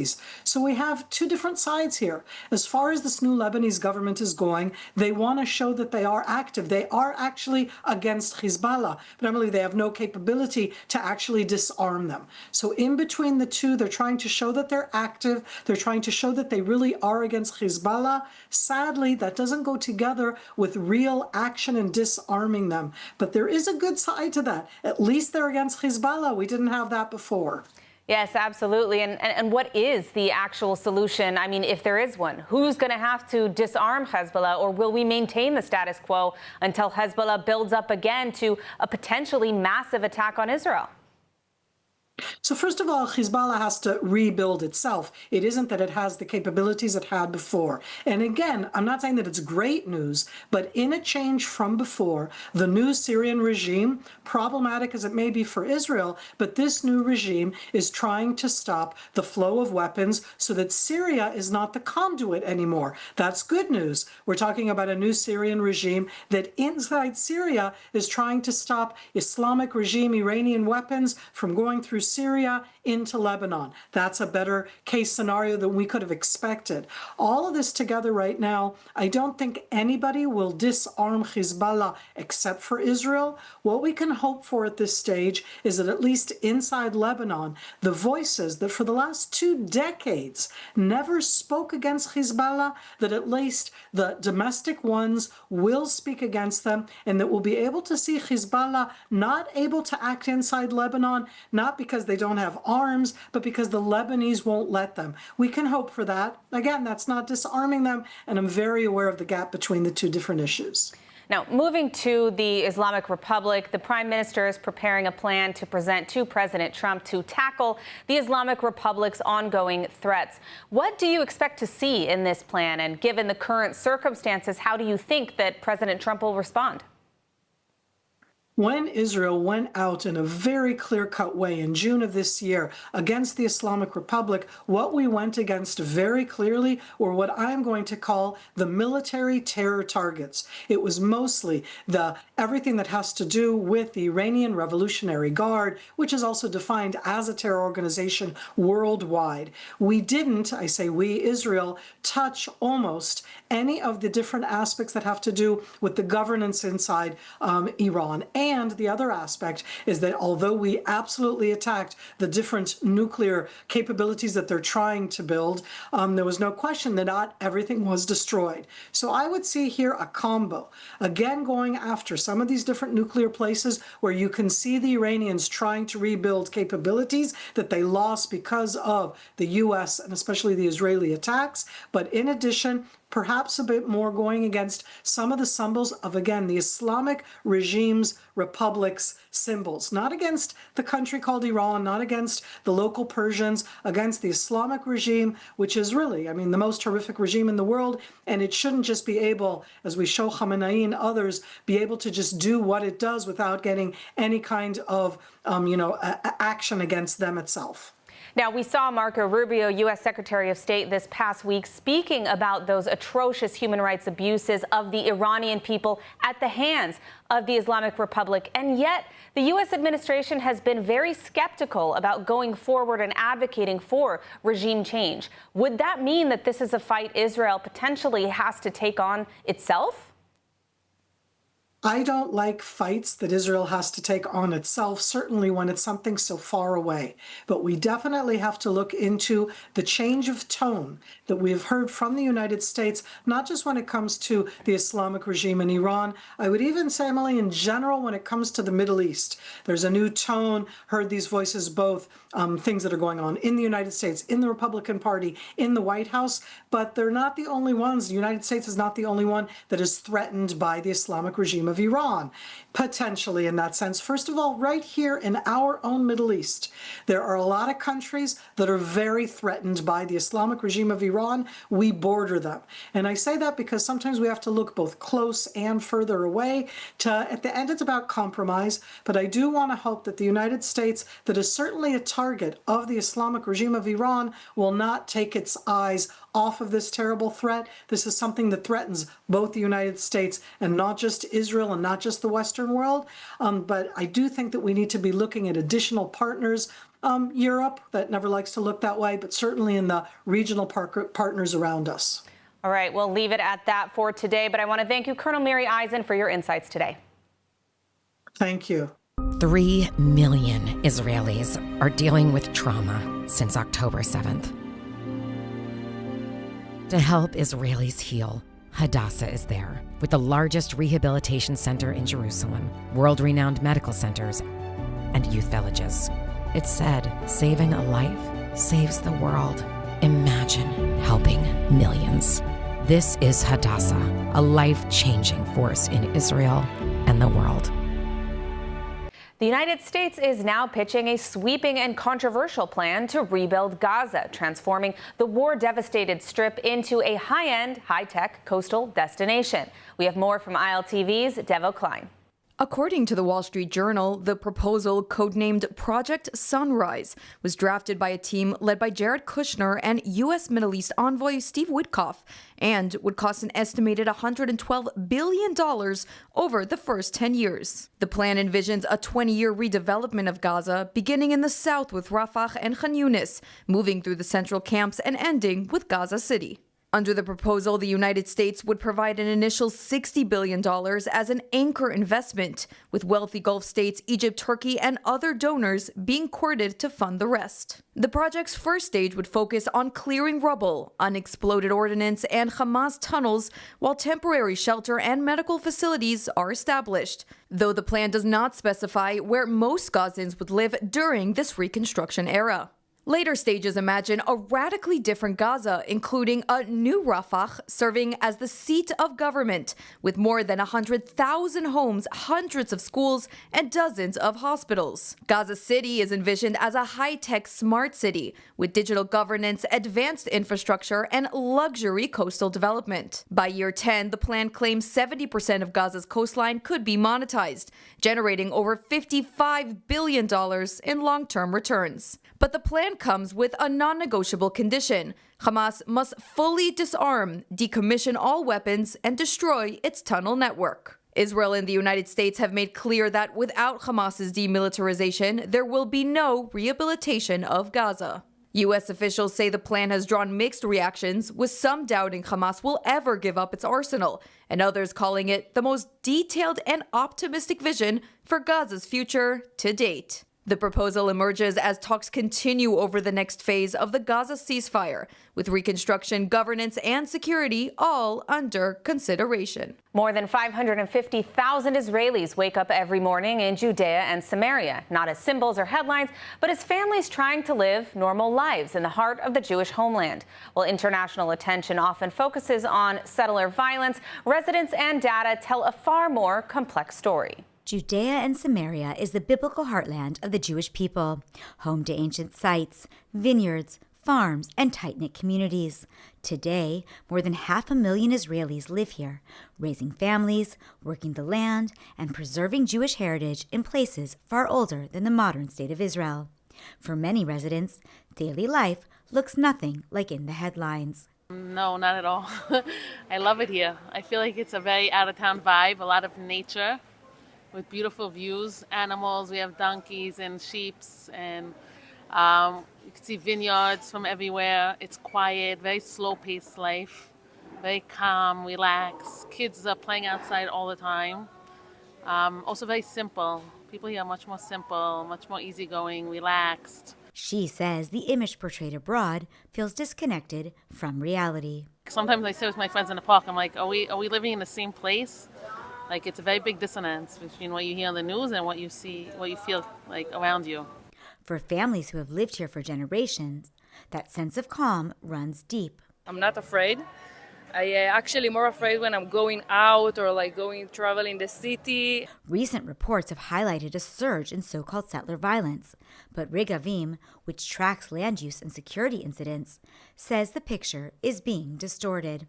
Many of the incidents are actually acts of self-defense. Even the anti-Israel sources admit that there has been an uptick in violence against Jews. Khan acknowledges that violence exists, but stresses it involves a tiny fringe. There is violence in the Jewish community.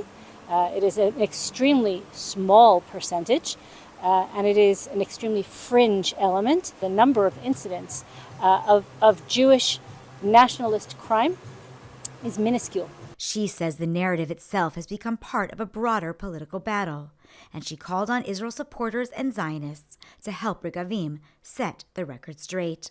This is part of a larger effort to delegitimize the Jewish presence in Judea and Samaria. But for the people who live in the biblical heartland, the message is simpler. I just want to live. Just want to be happy and calm and raise our kids.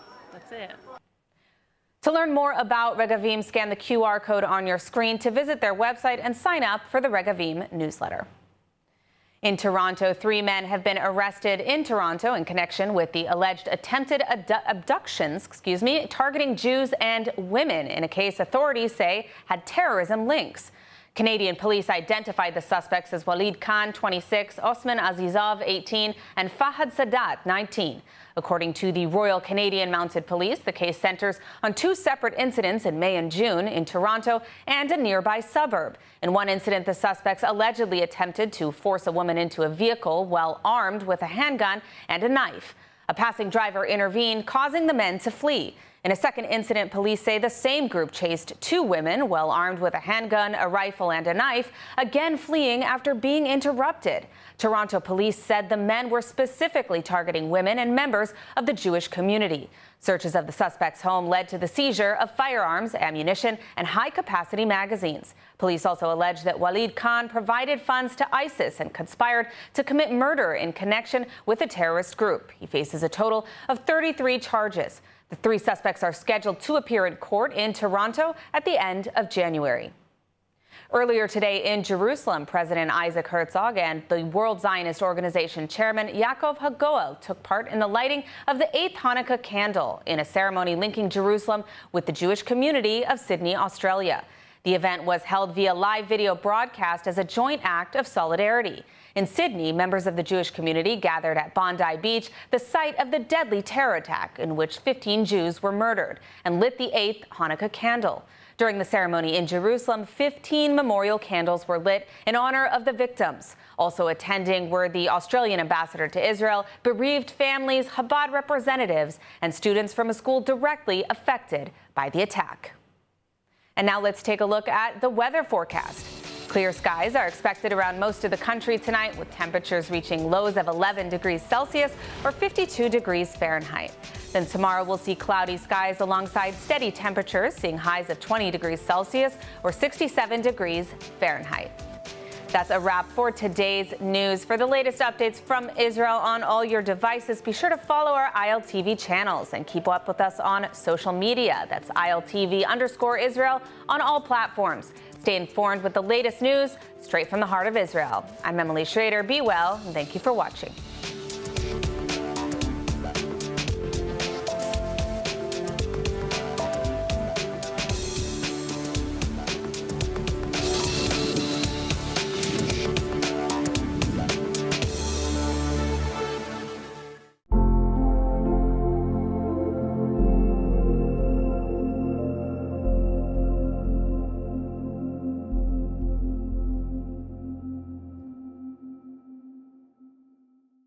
Israel is still at war. Yes, I know we have a whole bunch of different ceasefire agreements in place, but the wars are not nearly close to being over, despite the public opinion. In fact, it's quite the opposite.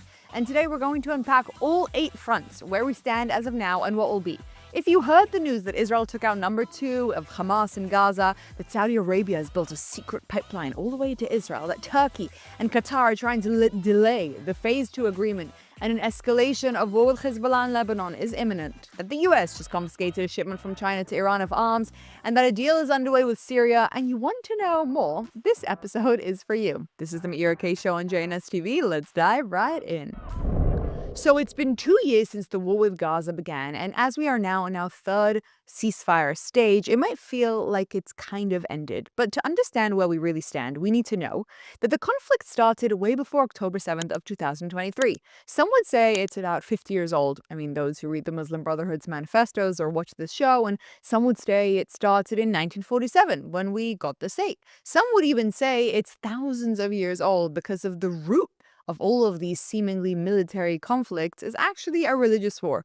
I mean, if you were to look at the 8 fronts that we are up against, Gaza, Lebanon, Judea and Samaria, Syria, Iran, Iraq, Yemen, and the Muslim Brotherhood, i.e. Qatar, and by the way, potentially another 2 with rising tensions with Turkey and Egypt, it doesn't take a genius to notice that they all belong to a specific religion, one that historically doesn't have a tremendous love for us Jews. Now, why am I bringing this up? Well, because in our history, we are used to wars having an end date, a liberation day, a clear red line that marks the final move into victory. And that is often the case with regular military wars. An agreement is paid, the war ends, and the healing begins. Alas, with religious wars, it's a little bit different. For religion, the idea of a timeline is not really relevant. There's endless patience to arrive at your God-ordained goal. The fight never really dies. When fighting jihadists and militias that have a very clear-cut religious goal of destruction of the Jewish state, the truth is we are always in some state of perpetual war. This is one of the biggest mistakes we made on October 6th, believing that we were in a time of peace. Yes, there were rockets flying from Gaza and from Hezbollah, terror attacks throughout the country, extensive intelligence of Iran building up its arsenal of nukes, and clear proof of the Islamic takeover of Europe. But we had gotten used to it, and so we were at peace. The idea that the war ends is a false premise. It's the wrong question to ask. And this, to me, is where Trump is honestly making a major mistake in his doctrine. You know, the national security strategy that they just released in November, In it, he claims that the peace in the Middle East has basically been obtained, that he ended the Gaza-Israel war as well as the Israel-Iran escalation. The document is extensive, and I'm not going to get into all of the details, and there is definitely no disregarding the fact that Trump has been an amazing friend to Israel, and he has done an extraordinary amount in a very short time. But it is still flawed. He thinks that by creating of a master plan and getting countries to sign onto it, peace has been obtained. But for us, unfortunately, the war never truly ends. Not because we want the war, but because they won't stop coming at us. Which brings me to the current situation in Gaza. By now, you have probably heard that over the weekend, Israel took out the number 2 in Hamas. Ra'ad Saad was a senior architect of Hamas's military operations and weapons productions and October 7th. Taking him out seriously weakens their military power.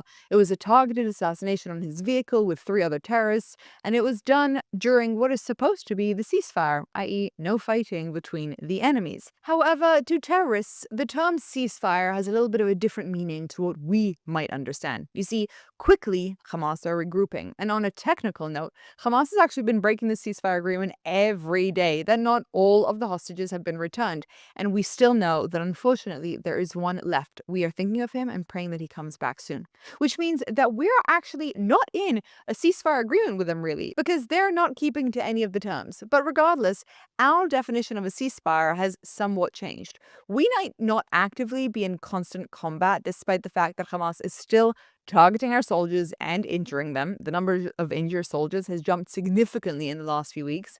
But as of now, we are still taking out any terrorist who tries to cross the yellow line. We are still actively looking for our hostages, collecting pieces of evidence, like the video of the 6 hostages lighting the candles last Hanukkah. What an intense video. And taking out specific dangerous terrorists. Aid is overflowing into Gaza, unfortunately, and we have so many crazy reports from them lately, like them hiding the baby formula sent to the children so they could have more dead children. So much so that even Amnesty International, that very lefty anti-Israel human rights organization, has finally condemned them for war crimes against humanity. Yes, it's 2 years too late, to be honest, but even they can't ignore it anymore. But this new state of perpetual conflict isn't what is going to be the new norm. You see, we are waiting to hear about the second stage of the conflict, the one that really counts. Remember, the ceasefire agreement was as such. The first stage was all hostages were returned within 72 hours, prisoners in Israel were to be released, Hamas agrees to disarm, and then we can go into the second stage, which involves a 20-step plan of rebuilding Gaza. There is just one fundamental flaw in all of this, which is the small fact that Hamas is never, ever going to disarm. And you don't need to take my word for that. This is what they have been saying publicly. So what now? Well, we have a few issues at hand. The first being that Trump is uninterested in the ceasefire deal ending with a restart of the war from Israel's side. He wants that peace that he promised, and so he is putting huge amounts of pressure not to restart combat. Because that is exactly what Israel should be doing. Going in there with full military pressure and working to dismantle Hamas completely. That was our war goal, and that is what needs to happen for Israel to stay safe. And that brings us to the next big issue, which is that Hamas is not really the only problem with Gaza. It's actually the fact that basically the entire society, yes, maybe there are a few exceptions to this rule, but basically all of them have been radicalized. We know that one of our military strategies has been to arm internal militias to fight against Hamas, but they can turn on us any day. They are no friend of Israel. And so the whole idea of finishing Hamas doesn't really work properly, which is something that Qatar and Turkey are very much trying to capitalize on. Qatar, Turkey, what have they got to do with this? Well, they are putting extreme pressure on the US, basically saying that it will take at least a year or 2 to get Hamas to disarm, and then until that happens, we should get started on the next stages of rebuilding Gaza. So convenient. Just FYI, they're also point blank refusing to cover the costs of clearing out the rubble, saying that Israel needs to foot the bill. That's billions of dollars that would come directly from Israeli taxpayers' money, and I'm not having it. These discussions are ongoing, and as of now, it seems like there might be like a 2-month buffer agreement with Trump and Israel and Qatar to get Hamas to disarm. But the question really is as such: will Israel defy the US will, or work to convince them and restart the military offensive? Or will the second stage of rebuilding Gaza start without the Hamas destruction? Regardless, it doesn't seem that Israel is planning on leaving this new yellow zone, you know, that big buffer zone of about 50% of Gaza, and that demands military presence from our soldiers. military presence that the Hamas terrorists are very much interested in stopping. The Gaza situation, or war as we have been calling it, is far from over. It's just moved into this kind of simmer situation. There have been rumors about the proposed next steps, who'll be controlling Gaza, etc., and there are expectations that in the next few weeks, Trump will be announcing the exact plan. We await to see what will happen. Something to keep in mind is this. Notice how both Qatar and Turkey are hoping to delay for about 2 years? Well, that coincides with both Israel's elections and Trump's. They're hoping for weaker leadership to come in, which they can then manipulate better and prolong Hamas, the most successful PR firm that they've ever had in getting the world to focus on the pro-Palestinian and not notice the Islamization. It is not a coincidence, this timeline. And all the infighting within the Republican movement, which many people are saying will bring about the loss of the midterms for the Republicans, meaning they could lose Congress, which seriously undermines the president's ability to finish his goals of his term, well, obviously, that's also being coordinated by the likes of Qatar. It's not for nothing that the leader of this disaster, Tucker Carlson, was in Doha last week promising to buy a home in Qatar and cozying up to them. We have proof that he's being funded by them extensively, and this all ties together very nicely with the 8 front, the psychological online war that we are facing. I know I'm jumping ahead and I haven't talked about the imminent war with Hezbollah in Lebanon, but bear with me, it will all make sense. Israel's failure to address the online manipulation that we are seeing is nothing short of a disgrace. It was seen for a while as less urgent, and yes, the government has been releasing all sorts of statements saying that they are fighting it, but the reality is that all the wars that we are facing are being directly supported by the psychological warfare. Think about it as like the emotional finances. A war can't succeed without money, and a war can't succeed without psychological warfare. By the way, cut the funding of a military group and the war kind of ends. Cut the psychological warfare and it's not that different. They say that we are on the brink of World War III, but honestly, I think that's a misdiagnosis. This isn't a world war, it's a Cold War, and we are in the midst of the second one, not against Russia, but against Islamization. With Russia, we knew it was an ideological enemy, and we treated any sorts of attempts at infiltration with the utmost severity. Here, though, we missed it. Europe has been sold out, the US is halfway there, and Israel completely disregarded its responsibility to be fighting it. I won't say it's too little too late now. I think there is still much hope. But the diplomatic and psychological warfare that we are facing is not just putting Jews and our allies across the world in danger, it's impacting our military abilities with embargoes and pressure on us to not fight the way we should be doing, as well as putting our enemies into position of power. They are manipulating elections, and it's not just in the US where they're working to burn down the Republican movement. It's in Israel too. Not only are they funding infighting, but on a technical level, they're also trying to hack our voting systems. This is according to our state comptroller, who has warned that we are not prepared against a cyber attack, which Iran is working hard to put together to manipulate our elections. They don't want Netanyahu in power. And I guess that leads us to Iran. Boy, oh boy, are they in hot water, or more accurately, in no water at all, as the country is facing a water disaster that is unbelievably severe. Now, you may be wondering why, if their country is in such a bad state, they are so obsessed with still fighting Israel.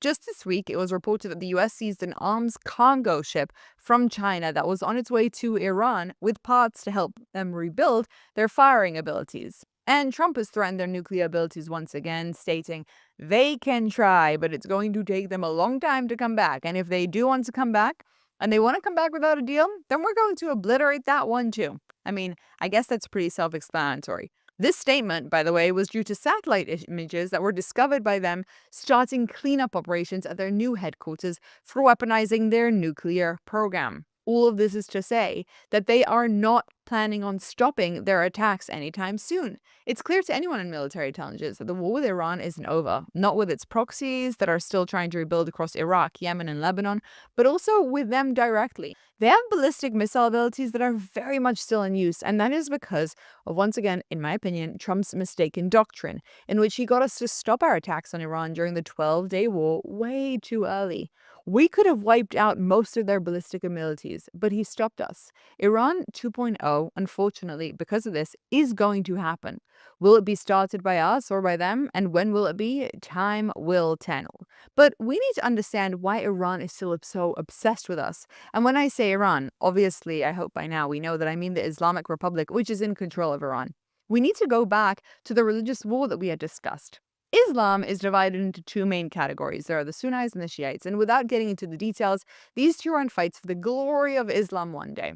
Out of the 1.6 billion Muslims in the world, 85% are Sunni, and Saudi Arabia, Turkey, and Egypt are mainly part of the Sunni group. Iran, however, is Shia. The infighting between these groups is enormous, and a massive part of the Iranian identity is in its taking on of Israel. I have obviously oversimplified this, but in a religion where respect is the most important currency, Iran is not so quickly planning on giving up their winning card that has been part of their identity for so long. This also explains why Turkey, which is quietly growing to be a very serious enemy to Israel, is jumping in now to replace Iran and try to be involved in the reestablishment of Gaza. We spoke about this on a previous episode, and I won't get into it too much, but Turkey is vying for leadership of Islam in a very serious way. This is particularly worrisome due to the fact that they are part of NATO, which is an alliance of mainly European countries that have an agreement that if one of their countries goes to war, they will support them. A war between Israel and Turkey is a very complicated affair if we get there. But right now, it's not even one of our 8 fronts. How fun for us. So yes, whilst technically we are not currently in a direct conflict, the tensions between Israel and Iran are very much there. And where else do we have tensions? Well, with their proxies, of course. It's been a while since we've had a missile from Yemen. Isn't that nice? Which is honestly something that I didn't think about too much until I wrote this episode. Praise the Lord. May that continue. But the Houthis are also in their own way gearing up for a conflict with us, just waiting on Iran to get back into the game. This is also similar to what we're seeing in Judea and Samaria, another one of our fronts. Here we have terrorist groups popping up everywhere in hopes of rebuilding what was destroyed in Gaza. It's not for nothing that Israel has been finding ready-to-fire rockets throughout Tulkarem and other Palestinian areas, i.e. mini terrorist hubs. This is being supported by our enemies in hopes of destabilizing the country from within. To me, this is the scariest arena of war, one that we haven't really touched upon enough. The heart of our country is crawling with people who hate us, and this is exactly why we are constantly at war with them, whether it's called that or not. Again, this is not a war that we have started. This is a war that they continually instigate by trying to take out Israelis any chance they get. Just this week, we've had multiple incidents of them throwing rockets or attempted stabbings. This is just a kind of norm, but it's not normal. And in any other country in the world, it would be treated as a full front war. But Israel has bigger fish to fry. And lots of this is being funded, obviously, by Iran and Qatar. Hamas in Jenin is not the main thing they are invested in, however. Their main proxy is Hezbollah, and they are not exactly playing the waiting game. Reports over the last few days, as well as many soldiers in Israel being told that they'll be called up to Lebanon soon, indicate that the simmering ceasefire agreement that we have with them is on the verge of collapse. Let's just clarify for a second that Lebanon and Hezbollah are not the same. Lebanon is the country, and they want Hezbollah, a terrorist group within that country, gone. They just don't really know how to do it. Let's go back and, again, oversimplify, but hopefully give the bigger picture. When the truce was agreed about a year ago, one of the main terms was that Lebanon would disarm Hezbollah, the Iran-backed terror group that lives on the border with Israel, but also has officials dispersed throughout Lebanon, especially in Beirut. Remember, this was something that the UN demanded years and years and years ago, and Hezbollah has blatantly disregarded. This utter disregard for disarmament is why you may have heard that Israel have done attacks throughout Beirut. No, it doesn't mean that we are really going after Lebanon's capital, but it means that they found a Hezbollah terrorist hiding among civilians, and with a very targeted attack and warning for the civilians to leave, tried to take them out. Lebanon's government is weak and afraid to take on Hezbollah completely because of political and internal considerations. Israel, knowing this, stayed in 5 main areas of southern Lebanon, keeping our soldiers there and sporadically attacking Hezbollah cells during the ceasefire agreement. Again, similarly to Hamas, Israel had demands that for the agreement to take place, the terrorists would need to disarm. When they didn't, Israel decided to keep its troops there and occasionally conduct operations to make sure that they don't really manage to regroup and become the threat that they were 2 years ago. These ceasefire agreements are more like a mutual agreement on both sides to simmer down the fighting, but the fire is still very much lit. During the past year, Hezbollah has been rearming and regrouping, and Israel has honestly had enough. Many of our civilians have moved back up north and are rebuilding, and Israel wants the Hezbollah threat gone. Interestingly enough, this weekend, Lebanon asked Israel to pause an evacuation order in a village in southern Lebanon so they could take care of Hezbollah themselves. Israel agreed to this and is monitoring the situation, which just goes to show where we have reached. But this is really one of the first times this has happened, which is why Israel isn't particularly hopeful that Lebanon will actually do the work. An agreement is on the cards. The US is involved, as is the UN, what a joke, and France, even more of a joke, as they are expanding talks to try and get to the escalation to stop. But it seems unlikely that Hezbollah will disarm, and so another war is imminent. Again, remember that behind closed doors, Lebanon is hoping that Israel will remove Hezbollah, but publicly they are protesting it. America will probably support this, but they will want it to be short and swift. Time will tell. And where else is the US hyper involved? Well, Syria, of course. Front number, I don't even know at this point.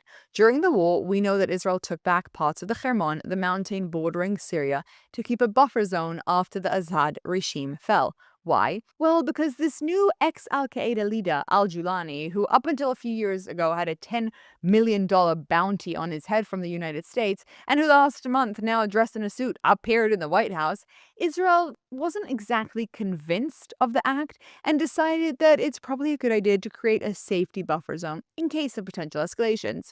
The situation in Syria is incredibly complex. It's probably one of the most complex in the Middle East.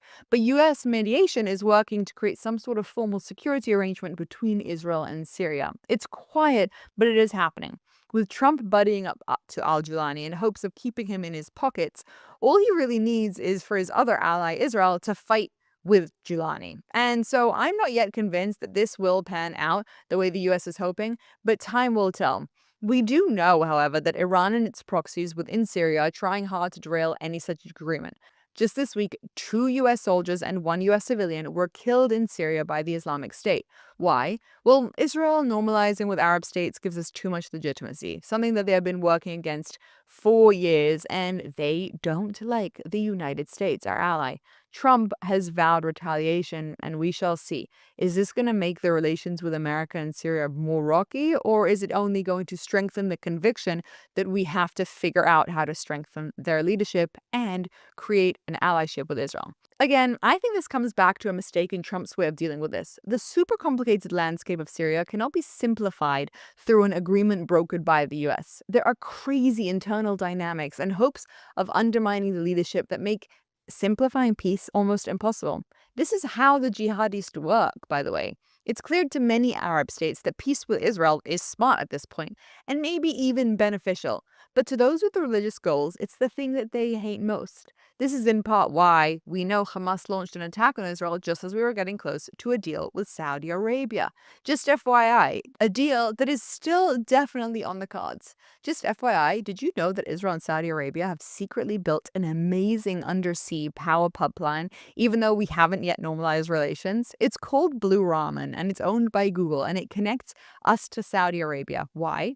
Thereby avoiding the Houthi threat and making us the epicenter for internet and AI development for the West. The details of this are honestly fascinating.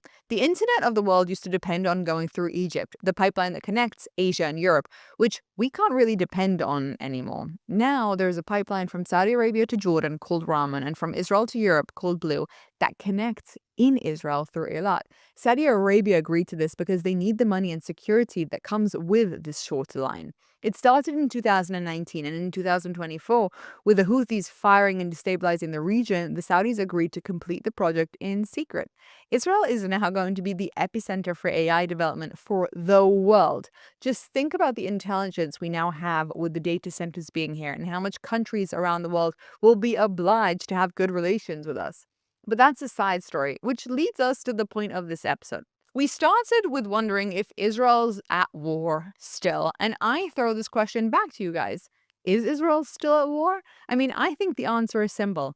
Yes, we might not have constant missiles dropping on our heads, but our security situation is far from simple or over. We are right in the thick of it, with things able to change at any second. Unfortunately, I wonder if this is the new norm. I don't think so. I believe that with time, Israel will prove itself to be a country, honestly, not worth fighting. Even further, I think we are definitely looking at more and more countries wanting to broker peace with us as they understand that our strength and economic resources are something that they really, really want. The shekel is at its strongest point in 4 years. The Economist named Israel's the third strongest economy in the world with the top performing capital market. There is much hope for the future. It's not all leak and war. But we need patience. The wars, although simmering, are not over. Far from it. The simple truth is that this is our new reality for the time being, living with conflicts around us until we have built something so strong and resilient that it becomes clear to the world that they can't mess with us. But even with that, these are religious jihadis. They aren't planning on stopping anytime soon. This is a big part of my resentment at Israel for not really taking the Eighth Front seriously. For us to have strength in the Middle East, we must be perceived as strong. This is also my fear with the infighting. They want us with weak leadership. And it's also my issue with us being so dependent on the US. Their understanding is not what is actually needed on the ground here. They understand many things, but they don't get the jihadi mindset. Peace is not something that the Middle East wants. Strength is. And that's a strategy that needs to be taken with every single one of our enemies. No conceding on Gaza. Hamas needs to go. No giving back the land we took in Syria. Giuliani needs to know we mean business. No allowing Iran to rebuild up its arms. We must deter them at all costs. No allowing Hezbollah to launch a war with us. They must be disarmed. And Qatar and Turkey must be designated the enemy states that they are and exposed for the manipulation and hatred that they're inciting towards us. Even if it means a short-term uncomfortableness for us, if we really want the wars to end, we must think long-term. Short-term pain for long-term gain. The war situation is complicated, and yes, we're in the thick of it, but it's kind of become the new norm. Let us pray that this new norm just continues to grow and strengthen our military abilities, that our soldiers stay safe, that our final hostage comes home, that we are perceived for the strength and for the godliness that we actually are as a Jewish state, as the Jewish people, as a country beyond capable, who is never ever going to cower again, that our leadership really get their act together and know what they need to do to lead the country into the next stage, a stage of unbelievable economic prosperity, military capabilities, and deterrence everywhere. Amen. I'm Ira Kay, and I will see you next time.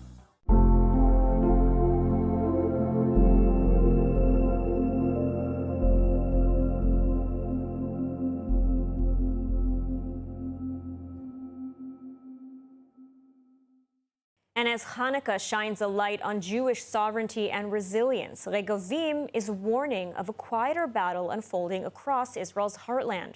Recent studies reveal how illegal construction and infrastructure are reshaping reality on the ground and threatening Israel's control over key areas, including Jerusalem. Let's take a look.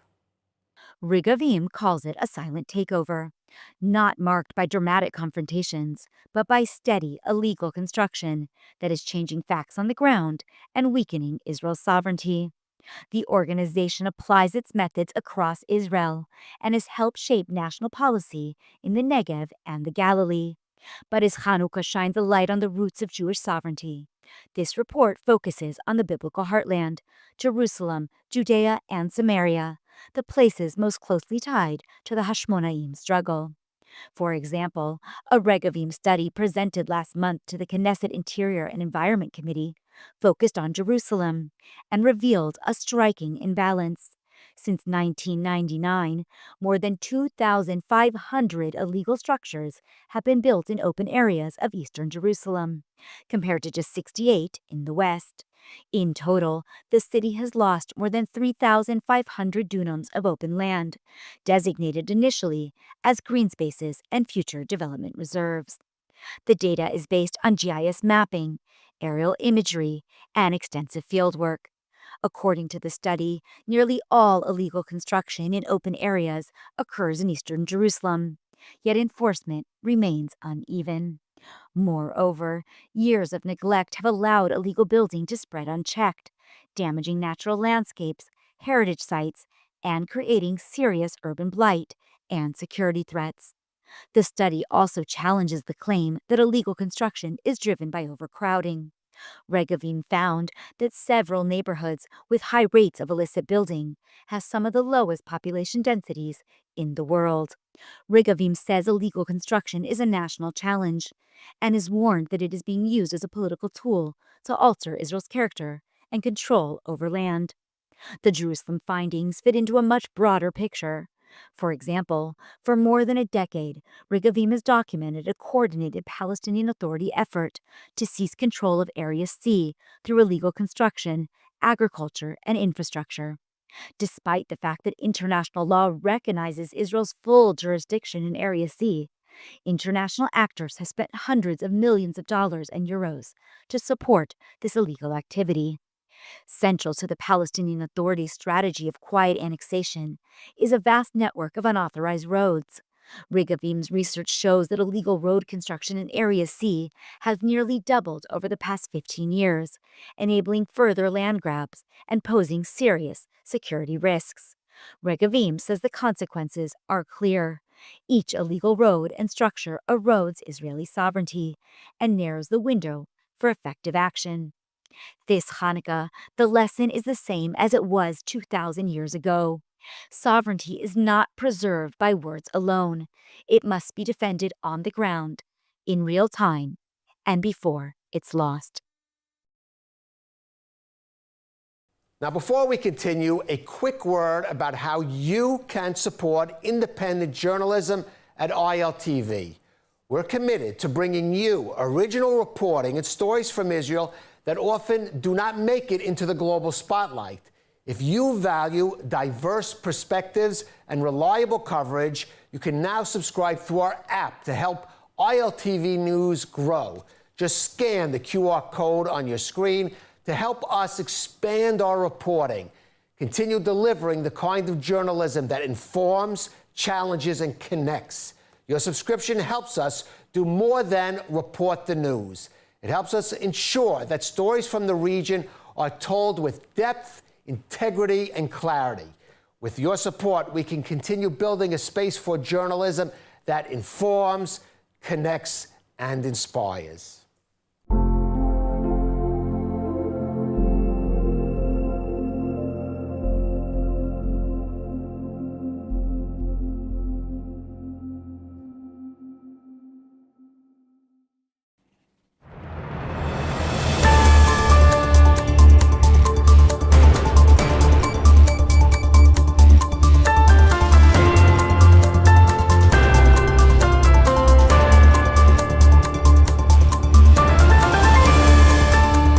Welcome back to ILTV on the Hour. I'm Alec Pollard, coming to you live from Israel with the biggest stories in the region.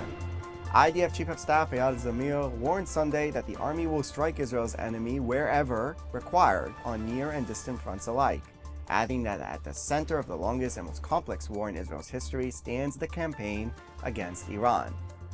Referencing Hamas, Hezbollah, the Houthis, and Iraqi militias, Zamir said Iran is the one that financed and armed the ring of strangulation around Israel and stood behind the plans for its destruction. Zamir's comments came a day after NBC News reported that Prime Minister Benjamin Netanyahu will present plans for a new potential attack on Iran to U.S. President Donald Trump during his upcoming visit to Washington. While Israel has publicly called Iran's nuclear program an existential threat, officials quoted in the report said that the ballistic missiles were seen by Jerusalem as a more pressing concern. Australian police reveals new details about the deadly terror attack at a Hanukkah event in Sydney, saying the suspects carried out firearms training and preparation in the weeks leading up to the assault and attempted to ignite bombs in the crowd. The statement alleges the 24-year-old Naveed Akram and his father, 50-year-old Sajid Akram, threw 4 improvised bombs towards the crowd during the attack, but they didn't explode. They also made a reconnaissance visit to Bondi Beach just days before the attack. According to court documents made public today, the attacker and his father recorded video footage of themselves conducting weapons training in a rural area of New South Wales, moving tactically and firing a shotgun. Investigators allege the pair recorded a video sitting in front of an Islamic State flag, condemning Zionists and justifying the anti-Semitic attack. Prime Minister Benjamin Netanyahu will today host a trilateral summit in Jerusalem with the leaders of Greece and Cyprus. The discussions with Greek Prime Minister Kyriakos Mitsotakis and Cypriot President Nikos Christodoulidis will focus on proposed gas pipelines as well as security cooperation, which has become a central pillar of the partnership, with military training, joint exercises, and intelligence sharing at the core. Turkey's growing military and diplomatic activities in the region are driving this new focus of the partnership.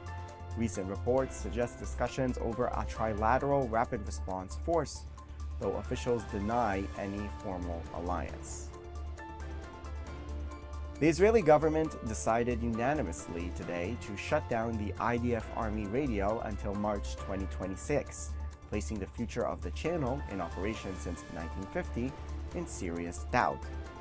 The defense minister argued that the station is an anomaly that does not exist in democratic countries, which gives a platform to opinions, many of which attack the IDF and IDF soldiers themselves. Defense Minister Katz said the station's involvement in politics harms the unity of the army and its messages are interpreted by the enemy. Prime Minister Benjamin Netanyahu supported the move, noting that the existence of a military station broadcasting under the authority of the army is a situation that may exist in North Korea, but is not suitable for Israel. Plans are being put in place to phase out the channel and reassign soldiers who serve there. Critics against the move claim its real purpose is to shut down criticism of the Israeli government. And speaking of the Israeli government, it is advancing a new commission of inquiry into the October 7, 2023 Hamas massacre, with Prime Minister Benjamin Netanyahu slated to head the panel determining its mandate. This comes after 2 years of debate over whether an independent state commission should lead the investigation as prescribed by law. Government supporters say the panel will allow quick action and focus on facts, while opponents warn it could undermine independence. Bereaved families, organized through the October Council, criticized the government plan as a smokescreen designed to absolve leaders of responsibility. They demand a state commission of inquiry to ensure a full and unbiased investigation. Opposition leaders have also denounced the panel, warning that having the prime minister determine its parameters could affect public trust. Protests by families and supporters are planned this week across the country as the debate over how to investigate Israel's most deadly failure continues. And that's all for this edition of ILTV on the Hour. You can scan the QR code on your screen to get more information from our ILTV app. See you next time.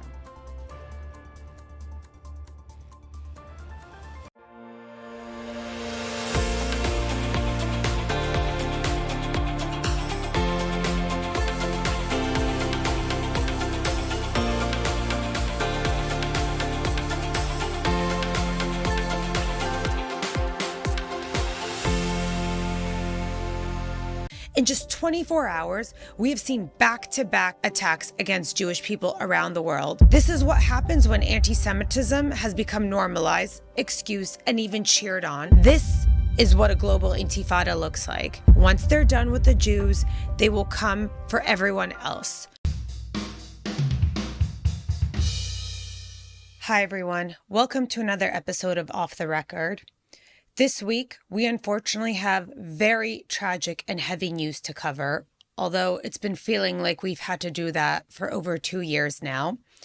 I'm Zina Rachamilova, and as we record this, it's been 1 full day since the horrific shooting terror attack at Bondi Beach in Sydney, Australia. On the very first night of Hanukkah, instead of celebrating the holiday with joy, unity, and Jewish pride, Jews all over the world were forced to watch as members of our community had to run for their lives and hide, were hunted down by radical, hateful gunmen. 2 terrorists opened fire at a Hanukkah gathering at Bondi Beach near Sydney, Australia. The attackers were a father and a son, a 50-year-old man and a 24-year-old son. Navid Akram, the son, was critically injured and is now in police custody, while his father was shot and killed by the police. So far, the total number of casualties stands at 15 people, including a Chabad rabbi, Rabbi Eli Schlanger, who served as the assistant rabbi of the Chabad chapter at Bondi Beach. He was a father of 5 and had just recently celebrated the birth of his youngest son,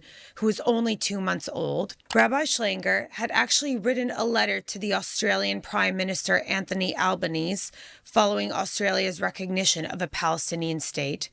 In that letter, he had warned the Prime Minister about rising anti-Semitism in the country and pleaded with him not to turn his back on Australia's Jewish community. According to Chabad, Rabbi Schlanger did so much to commemorate the victims of the October 7th massacre and was known by many as someone who deeply cared about the security of Jewish people around the world. The list of the victims also includes Dan Elkayam, a 27-year-old French Jewish engineer who had been traveling the world for several years and was known for his love of nature, football, and Jewish communal life. He had come to Bondi Beach to participate in the first night of Hanukkah celebrations. Other victims include Alexander Kleitman, who was a Holocaust survivor, and a girl named Matilda, who was only 10 years old. ILTV will continue to update as we learn more about the victims. Unfortunately, this vicious terror attack at Bondi Beach was not an isolated incident. In just 24 hours, we have seen back-to-back attacks against Jewish people around the world. At Brown University, 2 students were murdered by a shooter who had come in during a final exam review and opened fire in a professor's classroom that also happens to teach Jewish studies. In California, a gunman fired 20 bullets into a Jewish family's home, reportedly because they had displayed Hanukkah decorations outside of their home. And in Amsterdam, an anti-Semitic mob set off smoke bombs at a Hanukkah festival. All of this happened in the span of 24 hours. It has now become open season on Jews. This is not random. This is not disconnected. This is what happens when anti-Semitism has become normalized, excused, and even cheered on. We warned you this would happen. Now, I attended a vigil last night in Tel Aviv, spontaneously organized by a group of Olim to honor the victims of the Bondi Beach attack. What started as a last-minute gathering drew hundreds of Israelis, particularly from the Olim community, the young working-class immigrants who had moved to Israel from all over the world from their diaspora communities, especially in the wake of October 7th. Among the crowd were members of the Australian Jewish community, both those who were visiting Israel and those who have made Israel their home. Many of them spoke emotionally about the attack, especially the Australians that were simply visiting Israel and now find themselves in this unimaginable reality where this tragedy had struck back in their home and was affecting their loved ones. One Australian said something that deeply resonated with me about the unique way Hanukkah is celebrated in Australia. For most Jews around the diaspora and for all of us in Israel, Hanukkah falls in the winter. So we're used to lighting candles indoors, at home, with some family and a few close friends. But in Australia, Hanukkah is actually in the summertime, so Jewish life actually spills outdoors. People gather in parks, at beaches, and in these large public celebrations. Chabad in particular had always organized Hanukkah events in the open spaces, in especially iconic spaces like Bondi Beach, which is one of the places that is considered part of Australian Jewish life. Celebrating Hanukkah there isn't just tradition, it's synonymous with the Australian way of Jewish life. And hearing this made it painfully clear just how targeted and violating this attack was. The terrorists didn't just come to attack random people. They attacked a symbol, an identity, and a sacred communal space. Let's watch a couple clips from the memorial from last night. When I talk about Hanukkah in Australia is that it's summer in Australia. Hanukkah is a summer holiday. So it's not this festival where you gather inside and around candles with your family. It's actually a festival where you go out and you go with your friends and you go into these large community events. In Melbourne, where I grew up, Chabad always put on Hanukkah in the park. It was one of the biggest events of the year. And you'd all go out and you'd stay out till late, and it was a festival of, of summer and happiness. And in Sydney, it was Hanukkah on the beach, on Bondi Beach, that iconic spot, synonymous with Australia. That it doesn't get more iconic. Maybe there's the Harbour Bridge, the Sydney Opera House, and Bondi Beach. This is what it means to be in Australia. It's a place which is synonymous with the Australian way of life. And that's, I think, when I spoke to my cousins and friends today who are in Australia, it's the thing that they reflected on. This has come to our way of life. It's something which we never expected. The Australian community never expected for this awful terrorism, this anti-Semitism to come for our very way of life, the Australian way of life. The Australian Jewish community is, by and large, a community of Holocaust survivors. There have been Jews in Australia since the very first white settlement back in 1788, the first fleet, but by and large, the majority of the Jewish community in Australia arrived, as my grandparents did, after the Holocaust. And basically, the sentiment was we want to get as far away from the anti-Semitism of the old world of Europe as we possibly can. It doesn't get much further than Australia. So they left wanting to escape that. And for 50, 60, 70, 80 years, that was largely true. And when we grew up, we thought we were the blessed Jews. We were the ones who didn't have to deal with all that. And unfortunately, the last few years have shown us that isn't quite true. All of Australian society, the vast majority of Australians are horrified by what happened today. And that is the part of Australian society that we want to emphasize. The majority of Australians, including those heroic people who apprehended the terrorists, those are the Australians we want to put forward. That's the kind of Australia we want to reclaim. It's that larrikin attitude, that laid-back attitude, and the idea that everyone deserves a fair go. There was also a father from Bondi Beach who happened to be in Israel and came to speak to us. As he told us that his wife and children were safe, he broke down crying.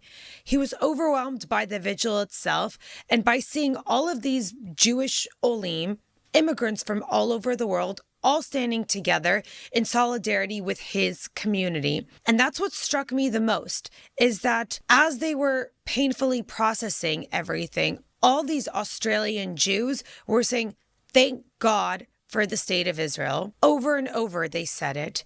They were deeply moved to see Jews from all over the world showing up, sharing in their pain, and supporting them. It was a powerful reminder of who we are as a people, our shared pain, and our deep responsibility to one another. Watching how comforted they were, and just knowing that Jews outside of Australia cared so deeply was incredibly emotional for them. And it stayed with me in the midst of all this trauma, that their instinct was gratitude for the existence of a Jewish state. And that should say everything. Israel plays a critical role in not just protecting Israelis, but Jews from all over the world. That's because Israel's enemies don't see this as a war against one single country. They see it as a war against Jewish people everywhere. And this is why Jewish institutions and places of worship worldwide often fall under the protective reach of Israel's security services, including the Mossad and the Shin Bet. And this is why Israel's National Security Council has issued repeated warnings to Jews and Israelis abroad, urging vigilance and caution, especially in unsecure public gatherings. Now, according to an Israeli official, Israel had repeatedly warned Australian authorities about hostile intentions to target Jewish sites on their soil. Clearly, those warnings were not taken seriously. Israeli Prime Minister Benjamin Netanyahu attacked the Australian government and described anti-Semitism in Australia as a cancer. He had said that leaders who remained silent were complicit in letting the circumstances evolve towards that incident. Anti-Semitism is a cancer. It spreads when leaders stay silent. It retreats when leaders act. Netanyahu, too, wrote a letter to the Australian Prime Minister a few months ago and said that the policy they took on recognizing a Palestinian state adds fuel to the anti-Semitic fire and encourages Jew hatred running rampant on Australia's streets. I wrote, your call for a Palestinian state pours full fuel on the anti-Semitic fire. It rewards Hamas terrorism. It emboldens those who menace Australian Jews and encourages the Jew hatred now stalking your streets. A senior security official says that in recent months, there's been increased activity by the Iranian regime to orchestrate attacks against Israeli and Jewish targets around the world. Now, it's no secret that the regime in Iran has a long history of targeting Jews and Israelis worldwide. There was the 1992 bombing at the Israeli embassy in Buenos Aires, where a Hezbollah suicide bomber killed 29 civilians, and the blast caused the embassy building to collapse along with a nearby church, school, and apartment building. 2 years after that attack, a Jewish community center in Buenos Aires was targeted in another suicide attack, killing 85 people and making it the deadliest terror attack in Argentina's history. It was only in April of 2024, Argentina's second highest court found that the Iranian regime had masterminded the bombings. They said that the regime in Iran directed the attack and that Hezbollah carried them out. That ruling also characterized Iran as a terrorist state. The regime was also responsible for the 2012 Burgas bombing in Bulgaria, where a suicide bomber detonated himself inside a bus that was carrying 42 Israeli tourists, most of them young people arriving on a flight from Tel Aviv. The explosion killed the Bulgarian bus driver and 5 other Israelis. Israeli officials say that there's no doubt that the direction and infrastructure for the attack at Bondi Beach originated in Tehran. The Israeli intelligence source said that in recent months, there has been a marked increase in activity by the regime in Iran and its proxies, Hezbollah and Hamas, aimed at carrying out attacks against Israeli and Jewish targets worldwide. The source added that this included Australia, where following specific intelligence warnings, the government took partial measures against the Iranian embassy, including the expulsion of the ambassador. A short time ago, we informed the Iranian ambassador to Australia that he would be expelled. Now, unfortunately, this isn't anything new. Nobody's surprised. The Iranian regime has spent decades targeting Jews and Western interests around the world, and I wouldn't put it past something like them to attempt something like this again. But while the regime in Iran pulled the strings, I hold the international community accountable for what comes next. For over 2 years now, after the Islamist regimes in Iran and its terror proxies, Hamas, Hezbollah, and the Houthis showed the world exactly who they were, most clearly on October 7th of 2023, the global response has been a moral failure. Yes, Israel had your support for a few weeks, but it didn't take long before that support turned into condemnations of the Jewish state for defending itself against a war it never started. You allowed openly anti-Semitic and anti-Western mobs to flood your streets. You turned a blind eye as vile hatred against Jews and the West was normalized. You allowed those same mobs to infiltrate your universities, and when those mobs called to globalize the Intifada, your leaders were asked one very simple question on whether or not calling for the genocide of Jews violate the university code of conduct. And the answer we always heard was, it depends on the context. An Intifada is not a slogan. It's not some form of resistance. It's not a simple uprising. It's a call to massacre Jews through violence. And you allowed that call to be made unchecked, unpunished, and normalized. You failed to hold the people accountable for spreading terror rhetoric. You legitimized it on your campuses. You legitimized it in public discourse. And then you watched the consequences of it unfold. We already watched how an Israeli couple was gunned down in Washington, D.C. in the name of a free Palestine. We watched an elderly woman, also a Holocaust survivor, being murdered in Colorado simply for attending a walk to support the release of Jewish hostages. And now, once again, on a Jewish holiday, we watched Jews gunned down and massacred. This is what a global intifada looks like.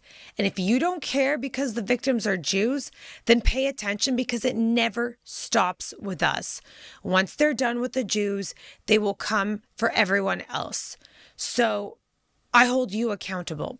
The politicians, the institutions, the media, the academics, you are the ones who normalized violent rhetoric. We told you what an intifada was on October 7th.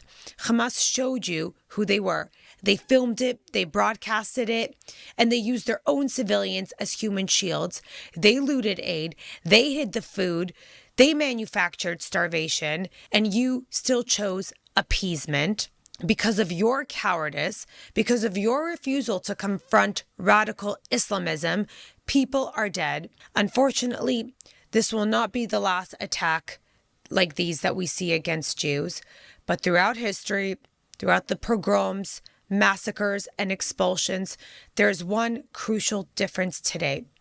For the first time in modern history, there is a Jewish state, there is a Jewish army, and there is a Jewish peoplehood that'll never go down quietly again. This will not be the first time someone tries to massacre Jews, but it'll be the last time that they think that we won't fight back. Thank you for joining us today on Off the Record, and may the memories of all the victims be a blessing, and may we see better days ahead.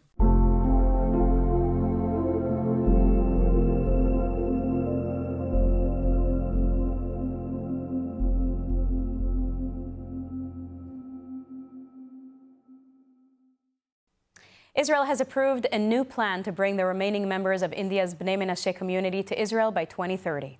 The group identifies as descendants of the biblical tribe of Manasseh, and they are among India's last Jewish communities. Our correspondent, India Naftali, has the details. Israel's government has now approved a 5-year plan to bring the majority of the remaining Bnei Menashe community from India to Israel. The decision, submitted by Prime Minister Benjamin Netanyahu and Aliyah and Integration Minister Ophir Sofer, will enable about 5,800 community members to make Aliyah by the year 2030. Around 1,200 are expected to arrive by the end of 2026. There are currently an estimated 5,000 Bnei Menashe already living in Israel, most having arrived over the past 2 decades under previous government initiatives. The Bnei Menashe live primarily in the northeastern Indian states of Mizoram and Manipur, within the Kuki-Chin and Mizo communities. They are descendants of the biblical tribe of Manasseh, one of the 10 lost tribes of Israel, and are considered among India's last remaining Jewish communities. Under the plan, all new arrivals will undergo Orthodox conversion through the chief rabbinate. They will mainly settle in the north of the country, part of a broader effort to rebuild and strengthen the communities of the Galilee region following the war. Prime Minister Netanyahu called the move an important and Zionist decision, saying it will provide a boost to the north and help reunite families long divided between India and Israel. Aliyah Minister Sofer praised the decision as part of a wider wave of immigration in recent years, saying this Aliyah strengthens Israel's resilience, solidarity, and national renewal. Finance Minister Bezalel Smotrich said the move marks a renewed connection of brothers who have carried the yearning for Zion for generations. A government delegation is set to travel to India within days to begin processing applications. The operation will be coordinated by the Chief Rabbinate, the Conversion Authority, the Population and Immigration Authority, the Foreign Ministry, and the Jewish Agency. The first phase of the plan is budgeted at 90 million shekels through 2026. The funds will cover immigration costs, conversion, housing and absorption centers, Hebrew language programs, and employment support, helping the new arrivals integrate smoothly into their communities in the north. And so, as Israel approves this landmark plan to bring the entire Bnei Menashe community home by 2030, we are now joined by India Naftali to discuss this issue here in studio. Thanks for joining us, India. Thank you so much, Sivan.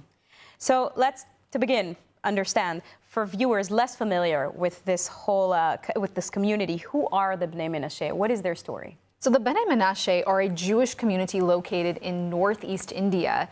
They come from the tribe of Manasseh. They were in the land of Israel 2,700 years ago. They were exiled by the Assyrians, and they've been out of the land of Israel ever since. So for generations, they've been keeping Jewish customs and laws, keeping Shabbat, Jewish purity rituals, and that is really their claim to Judaism. They're one of the 10 lost tribes, and they're about a population of 10,000. They're part of India's very small Jewish population. And now, what does this decision actually mean? How significant is it that Israel has now committed to bringing the entire Bnei Menashe community, roughly 6,000 people, by the end of the decade? So this is historic, Sivan. I mean, this is the first time that the government has ever approved such a large mass aliyah. If we talk about the aliyah of the Ethiopian Jews, they were brought in several operations and waves. And this framework that's happening with the Bnei Menashe to bring the remaining roughly 6,000 that are in India, it's happening in one go, in one framework. So this is the first time. There's going to be families that have been separated for 20 years who haven't been able to make aliyah, that have been in India, and who are now going to be reunited with the roughly 5,000 Bnei Menashe community members here in Israel. Now, for you to understand, I mentioned in my piece that they're going to have to go through a conversion process, a Orthodox Jewish conversion process. So you might ask yourself, if they're Jewish, why would they have to go through that process? Right. Well, the answer is this. So because they've been exiled so long in the diaspora for over 2,000 years, the Judaism they practice isn't exactly the same as rabbinical Judaism, which was created after the destruction of the first temple, and they left right around that time of the destruction of the first temple. So the Judaism they practice is from that time era, and as we know, that rabbinical Judaism was created afterwards. So now that we're going to see them. That their Judaism aligns with rabbinical Judaism that is considered halakha here in Israel. Halakha, Jewish law here in Israel. So to make sure that everyone is aligned. In the same more or less. practice of Judaism. None of us are really 100% aligned, That's but right. more or less. All right, so the state delegation is flying to India within days, and the government allocated 90 million shekels for this first phase, covering conversion and housing and Hebrew education and integration. What challenges do you think that the state will face in absorbing such a large wave of immigrants? Certainly the question of education, a lot of them come from communities where they don't have traditional education, so coming and finding job placement might be a difficult issue. But like you said, 90 million shekels is a huge pledge to make sure that these new members of our society have a smooth landing, and it's going to be invested in hopefully education, definitely housing, and they already have quite a significant community here to welcome them and show them the ropes. And what are some of the actual community members saying about this big move? Sivan, I know people who it's been their entire life's work for the past 20 years to bring this piece of the diaspora home to Israel. So for them, this is a completion of their life's dream. I mean, this is just the beginning of a historic moment of really bringing all Jews from across the world home to Israel. Wow, fantastic. I mean, it will be incredible to see this new wave of aliyah of immigration coming to Israel, integrating, absorbing, and joining the Israeli public here in Israel, the Holy Land. Thank you very much, India Naftali. Thank you, Sivan.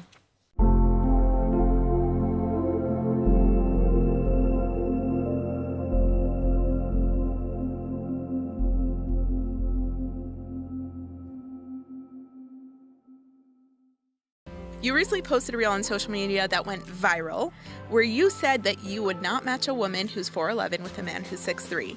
The people want to know, were you serious? Were you joking? Where does this come from? Yes, it's real okay? Here's the real part. The real part is visually, it's visually not, it's like seeing two faces that don't match. It's like seeing two stories that don't match. It's like seeing two people that don't match. Yeah, that's an Aliza thing. And a matchmaker needs to match people that they believe can be a great match. And you have to kind of be able to sell a match and say that this could work. So I would say I'm not the right matchmaker to make that type of match. But what I did not say this is a match that shouldn't be made. Correct. I just said that this isn't a match that I would make because it doesn't make sense in my brain. It doesn't jive. Welcome to the Jewish Matchmaker podcast on ILTV. I am your host, Aliza Ben Shalom, and I am so happy to be here with you today and with Sarah Zoldan, who works with me. She used to be called my brain interpreter, and now we just call her my chief marketing officer, CMO, something like that. And she's here today because we get questions from listeners all the time. People are sending us messages on Instagram at Aliza Ben Shalom. They're like, hey, I just have a quick question. Can you help me out? Or they send it to us on our website. Also, you can go to alizabenshalom.com.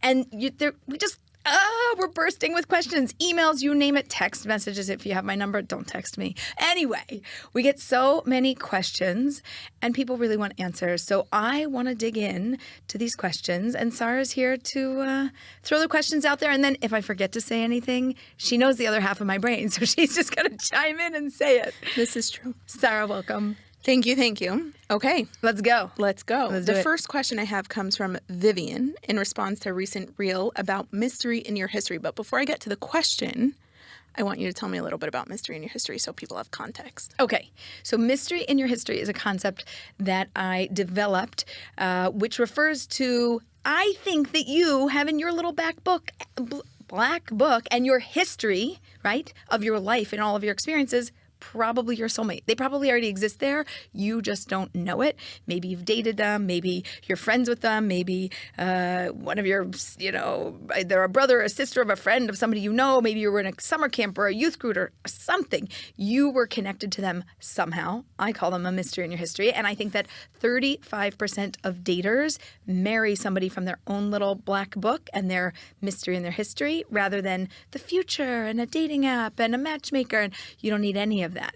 So this question is in reference to that. Yes. Okay. So the question is, Eliza, I love your recent post and have a question. There's a great guy that I connected with on an Israel trip 15 years ago when I was 27.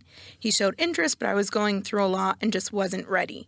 We remained friends for the first 5 years, but then lost touch. I'm now 42, really rocking life, thank God. And we are connected on Facebook and LinkedIn, and I'm thinking of reaching out to him and asking him to grab a cup of coffee. Any advice to ease my nerves? Okay, so first of all, I thought you were going to say any advice how I should ask him out. No, she's got that handled already. Okay, so to ease the nerves, I think that you should just know, like knowing the statistic that 35% of the people marry people from their history, that should ease your nerves, number one. Number two, often people are either A, happy and they're like, ooh, yeah, let's go out. Curious, like, oh, didn't expect that, let's go out. Or even if they're not curious, they're open to it. And even if they say no, it's a blessing because a no means that you have clarity. If they say no, thank you, or it could be no, it's not the right time. It could be no, I'm not interested. It could just be, I don't know, no, so I just didn't say yes. But also be careful when he answers. If you get some version of a no, unless it's a hard no, you could still check back in like 3 months, 6 months, a year, if now isn't the right time. It needs to be the right person, and it needs to be the right time. Okay. Thank you so much. Next question is from Jake. Hi, Eliza. I need some clarity. I was suggested a girl who has amazing values, joyful, kind, growth-oriented, spiritually aligned with me.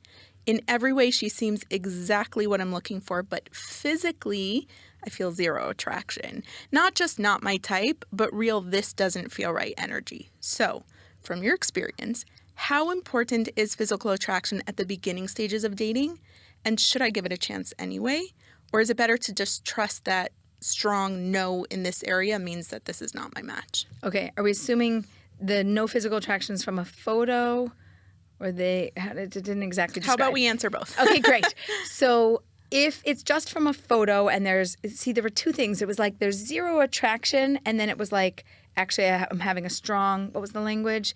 This doesn't feel right. It doesn't feel right, okay? So zero attraction could grow into having attraction. This doesn't feel right. If I know you from in person, I would trust that a little bit more than if I only know it from a photo. So if I only know it from a photo, I'm like, it's a photo. Some people look amazing in photos and terrible in person. And some people look terrible in photos and amazing in person. Some people don't look good in person or in photos, and some people look good in both. But I think that if he would go out with her, he would have more clarity, but you can't base it usually on a first date because I have such a negative association already that it at least takes 2 or 3 dates until I know if there's the ability for that to shift or not to shift. So I think that I would want him to, if he hasn't met her in person, to consider going out in person and just seeing, only because he said everything else is so right. Mm-hmm. It makes so much sense. And sometimes when something's so right and you see somebody and it's like in person and we're really connecting, I think that it starts to shift. And when I look at you, the face that didn't initially attract me or draw me in or what I'm typically attracted to can kind of shift over time, and I might see somebody in a different light. Now, Is it true that it might not work? It's sure true. But is it worth it because you have what I call an HQH? Actually, that's in the book. High quality human, HQH, somebody who is really a fantastic human, but maybe you don't want to date them because of their looks or a certain background or some story you have in your head about their situation that's not perfect, but they're really a fabulous human. I don't like to pass those up. So I'd still, listen, you're going to give a hot girl a date if she seems shallow and empty on the inside, but she's hot. So you may as well do the opposite and give somebody a chance where the outside is not initially as appealing as you thought. Okay, so we're assuming it's from a photo. So what I'm hearing you say is if everything else is in alignment.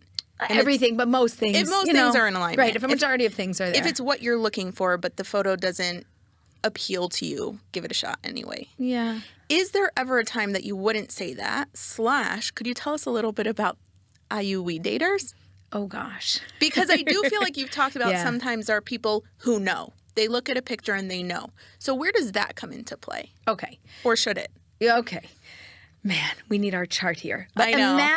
Imagine that we have a bell curve. And on the left side, we have what I call the I daters. On the right side, we have the U daters. And in the middle of the curve, the whole big slope up and slope down is what we call the we daters. I daters are those people that know. They look at you and they're like, nope. Literally, nope. Just from looking at you. They could look at your photo. They could even read what you wrote and they're like, nope. Right? Or they meet you in person and you show up and they're like, those glasses, those shoes, not for me, right? But they're the ones where you're like, but she's such a good person. He's such a good person. Just give it a shot. Yeah. And they're like, nope. Nope. And their brains can't do it. They're literally allergic to the thought of it. It makes them crazy and they literally cannot get past it. Those are the I daters. Those are the ones that are the knowers. I just know. I know myself. I know what I like. I know what I don't like. And I have no room to see if there's another thought that my brain might have because I made up my mind. They are stiff and rigid in their thinking. They are very narrow and small in their window/box of what they want, and they're not looking to compromise, and they're not looking to be talked into or out of something. Like, if you want to give them advice, you could share it, but they're probably not going to listen to you. Okay? Those are the I daters, and everybody thinks that a majority of daters are like this. It's like 15% of the world that are daters like this. It's like not even so much, but they make a lot of noise, and so it gives it a bad rap. Now we have the we date. Wait, it's not even a bad rap necessarily. It's not a bad thing. Yeah, but I want to push my idea through, right? Yeah. So, like, I can't with a person like that. And that's what's frustrating. Because there's no wiggle room. There's no compromise. Okay. So, okay, wait, let's move to the other side, which is the U daters, okay, at the other bottom half of that bell curve. And the U daters, they usually say, like, oh, you know, like, you never know. Kind of a little optimistic, hopeful. Do you want to go out with this person? Sure, you never know. Let's give it a shot. Do you want to go out with this kind of person? Sure, I'm open to it. You want to give it a shot? They have flexibility. They like many different types of people. Like if you ask them like, hey, what's your type? They're like, I don't know, like I could date like this. I could date more outgoing, more reserved. You know, they have so much flexibility because there's so many different types of people they like that they're just not in a box necessarily. You're more likely to get a yes if you make a suggestion, and you don't really have to twist their arm to go out. But even if you made a suggestion and they weren't necessarily open to it, they might still go, well, you never know. And they talk themselves into it. You don't even have to talk them into it. They just have more of an opening. And I would say 15% of daters are like that also. And then we have 70% of daters who I call the we daters. You're a we dater. I am. Do you want to describe the we daters? The we daters? I don't know. That is a classic we dater. They always just go, I don't know. Okay, the I daters are like, I know. The you daters are like, you never know. And the we daters go, I don't know. So here's a person. Would you like to go out with that person? I don't know. Okay, fine. You decide. You go out with the person. Did you like them? Do you want to continue? I don't know. What do you think? I don't know. You're like, what do you mean you don't know? You are literally the thinking type human in the world, right? The you dater, they're like the feelers more so, right? Mm-hmm. Right? The we dater is the thinker. Right? Thinking. And overthinker, we could say. Thank you. The overthinker. Thinking and processing and wondering and questioning and checking in with your mentors and checking in with more mentors and checking in with your thinking today and checking in with your thinking tomorrow and just constantly processing. That's the analysis paralysis type human. Yeah. And they're also a little bit of a communal decision maker. That's why I call them the we daters, because it's like their whole community gets to weigh in on the person that they're dating. So you're like, who's making the decision? You or them? And you're like, I mean, yeah, I guess it's me, but I need their insight. I want to hear their perspective. Right. Yeah. Right. I want to check in with my people. I want to know what they think because maybe I'm not making a good decision. Not that you don't have thoughts, not that you don't have opinions, but they're not strong enough to drive you in one direction. And instead of saying just yes or absolute no, you get stuck in this I don't know. And that's, which, side note, is where dating, date them till you hate them comes in. Right. That's a really good piece of advice for we daters. It's actually not great advice for the I daters because they don't want to listen to anything. They're going to do what they know. do. But date them till you hate them. It's not love your neighbor as yourself. Nobody hates anybody. Yeah. Don't misunderstand me. But we need to make sure that we are in touch with knowing and making a decision. When you don't know, just continue to go out. When in doubt, go out. Date them till you hate them. If it's not a no, it's a go, right? All of these things are motivation to just keep continuing the process. Amazing. So did we answer the question? Is there ever a time to look at a picture and say no? Well, the I-daters are just going to always... They're going to do it anyway. Yeah, they're going to do it. And with or without permission. Here's how you do it. If you're an I-dater, you're going to do it, so whatever, I can't convince you of anything. If you're a we-dater and you don't know, so if it's not a no, it's a go. That's really good advice because you don't want to get stuck in your thinking. Right. And the you-daters, you're probably going to say yes anyway because you love all different kinds of people. Yeah. Amazing. Okay, next question. I'm going to not give a name for this one, and you'll see why. Hi, Eliza. I'm a 32-year-old Jewish Zionist woman that married a Palestinian man when I was really young and stayed for over 10 years because of our 2 kids. After October 7th, his true anti-Semitic side came out, and our marriage ended a little over a year after that. Now I'm starting to think about dating again, and I know that I only want to be with a Jewish man. However, I'm really nervous and embarrassed about how I explain the situation with my ex-husband, and I kind of feel like as a Jewish woman, I'm tainted now in some way. How would you recommend moving forward from this? Okay. So first of all, in life, we all live our life to the best of our ability with the knowledge that we have in that moment. And as we learn and grow, we know better and we do better. Yes. Right? Yes. So I want to make sure that she knows that everybody makes mistakes. Some we feel are, monumental and some are miniature, but it doesn't matter. We all fall, and it doesn't matter about the falling. What matters is how you get up. Okay? Yes. You just picked yourself up. You just said, I'm ready to live a different type of life. Now, from that place, let's talk about what is the story and how do I need to relate to dating and how do I gracefully get through this time period. So I would say that it is definitely a challenge and not something that you need to face or talk about on a first date or a second date, okay? In the beginning, the story is that you're divorced and you have 2 kids. A lot of people are divorced. A lot of people have children. Now, if I like you, you like me, we get to a 3rd date, a 4th date, a 5th date, there's a connection here. I'm feeling like there's an amount of potential that's here with you. Now my story becomes relevant. Now I can start to open up. And I might want to share that I, didn't know what I knew today, and I had married a Palestinian man, and I would share that information. What's going to be relevant to this person is probably how is he involved in your life? How is he involved in the children's lives? What does this mean moving forward? And how does that impact us? That's probably going to be a big part of a question that somebody's wondering. And for me, it's less about, again, we all make mistakes. So it's less about what you did and more about the future of how do we navigate from here moving forward with these life circumstances. And I think when we frame it like that, we are only speaking to somebody who at that point buys into you. Right. They met you. Right. They like you. There's something that's there between you. Right. And it's worth sharing it. And you start a little bit by opening up and sharing one thing. If somebody comes, they attack you or they're crazy, whatever it is, right? We're done. Conversation over. I'm moving on. You don't even get any more information. So I would share one piece of your story. And then before you dig in and share any more, I would then pause to see their reaction and see if it's safe to proceed. And also don't do what I would call verbal diarrhea and just like share everything in one moment and like, I feel like I need to get this off my chest. No, share something, see the reaction. Maybe they want to share something vulnerable that happened in their life, right? We all have things. So what's their thing? Now see how you react. Okay, good. Can we still manage this? Okay, good. Then we can continue the conversation. And in terms of being, quote, tainted or something like that, that's internal. You're thinking that, you're feeling that. You are a beautiful neshama. You are a Jewish soul in this world who is looking to live a Jewish life. And there is nothing more beautiful than that. And I would tell you to just take that to heart, sit with it, and remind yourself. And if you don't remember that, play this back on repeat over and over until you believe it. I love that. Thank you. That was really beautiful. Thank you. Okay, next question is from Mandy, who says, "Hi, Eliza. Love your Instagram page. I literally joined a Jewish dating app today, and I love the idea that you have about no touch for 5 dates, which you'll tell us about in a second.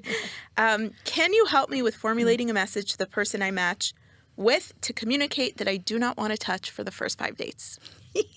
I know you like this one. I know. Okay, so that's also in the book Matchmaker, which just came out this year, and it's exciting to be out there. We have something called the 5-Date Challenge. So the 5-Date Challenge challenges daters to literally not touch for 5 dates. Now, people are like, oh, but we could shake hands. And I'm like, no. They're like, oh, but we could, pat somebody on the arm. And I was like, no. They're like, oh, but I could just poke them. And I was like, no. Literally, no touching is the challenge. Why? Because I have this philosophy that you should touch hearts before other parts. Just saying. I'm just saying that so many people have been dating where they do the reverse. And if you look at what's happening in the world now, we have a show out there called Love is Blind, right? They are literally touching hearts before they even see faces. Yeah. Okay? I'm letting you see their face. I'm just asking you not to touch it, right? Wait, just have going back nothing to there. the other guy, maybe he shouldn't have looked at a picture. Then he could try, right? He could try Love is Blind. At a certain point, we are a body and a soul, so we do have to interact with somebody in this world. And for anybody that's religious, they are practicing not only not touching for 5 dates, they don't even touch until they get married. And when I say they, I mean I, because that's how I dated my husband. We dated, we did not touch, we got married, and he, broke the glass under the chuppah, and he reached down and he held my hand, and I was like, oh, best thing ever, right? So when you know that you like somebody, you know that your values are in alignment, you know that you have a future vision together, you know you could build a life with this human, touch then elevates the connection when you get married, when you build a life, something like that. When we're dating, and I'm like, no, I'm just going to try everything on for size. Let's see if it works out physically. If I like you physically, which, by the way, this is, what did we decide? It was a Norwegian study or something that came out with that if you, it's too intimate to go on a date with somebody. You should actually just sleep with them. And then... Wait, what? Did you hear about this? No! This is nuts. I'll show it to you online. We did not just look it discuss up. this in any of our meetings. Okay, Google this. Everybody look it up. They recommend that for dating, you should just sleep with them because that's not so intimate. And then if you like them enough, then you could actually go on a date with them, which, by the way, dating them and going out to dinner is intimate. Very intimate. And I was like, oh, people. You need to watch the Jewish Matchmaker. Jewish Matchmaking on Netflix and find out that that's not crazy, true. because it's not that a dinner isn't intimate. No. It's that we've lost the art of intimacy. No, but I feel like they literally think it's the most intimate thing to go to dinner. Wow, that's and to go to bed, it is not. Wow. Literally, it's the opposite. Now, look at our world. So many people take dating so casually. Yeah. They don't think that going to dinner is intimate at all. They don't even open up. They're not even vulnerable. They're not even having heart-to-heart conversations. So I imagine culturally for them, maybe they really are having heart-to-heart conversations, and that's hard for them. They'd rather just not talk to you. And I mean, right. Yeah. So what was the question? Okay, now so going the back question to... is, someone wants to give this a shot. How can you help her formulate a message to let the other person know. Yeah, don't I'm take trying this don't take challenge. responsibility for this. Be like, oh my gosh, I saw this show, with Eliza, Jewish matchmaking on Netflix, and she has this book, and she recommends this thing like 5 dates, no touching, which basically means like if I like you and you like me, okay, we'll deal with touching later. By the way, take it slow, even at date 6. But I figured nothing else was working in dating, and it's a pretty good way. By the way, it's basically 100% guarantee that if you get to a date 6, I like you, you like me. There is nobody sticking around for 6 dates to be with somebody because they just want to, have a little snuggle, have a little hug or kiss. If I don't like you, so it removes all doubt on both sides. He doesn't have a question. She doesn't have a question. Nobody has a question. Everybody's dating, and nobody has a question, do you like me? Because if we make it to 5 dates, I know both sides are interested. I don't know if we're getting married, but I know we could actually probably have a decent relationship going here. Right. It literally removes coaching, therapy. You need nothing. This saves you money and time. Why wouldn't you do it? So basically, blame it on Eliza. Yeah. Yeah. Just awesome. say like she has this thing, like nothing else has worked. Why don't we try this? You up for it? I actually did this recently, and I didn't tell him before we met, but I did tell him on a first date. I was like, hey, I'm just trying this new thing, doing dating a little differently, and he was like, okay. Right.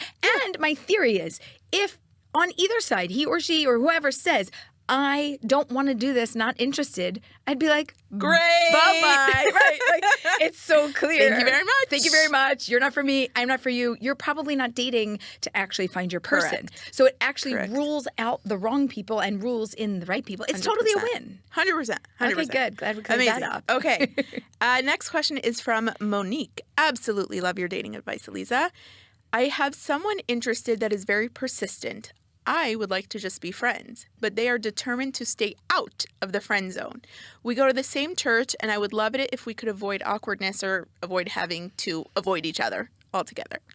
Any advice? Okay, so first of all, I love that we got a question from a listener who is not Jewish. I know. Look, Torah wisdom is like applicable everywhere. For everybody. Love it is Jewish wisdom for the world. So thank you for the question.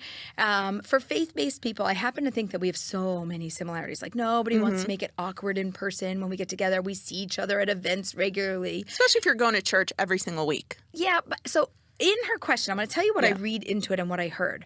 What I heard her say is, I don't want to date him. Correct. And he's persistent. As opposed to, I'm not sure if I want to date him. I think it might make things awkward. She didn't imply. No. Yeah, there was like no opening there, right? No, she said, I would just like to be friends. Right. So there's no opening. So I would communicate to him, thank you so much for your interest. If anything will change on my part, I'll give you an update.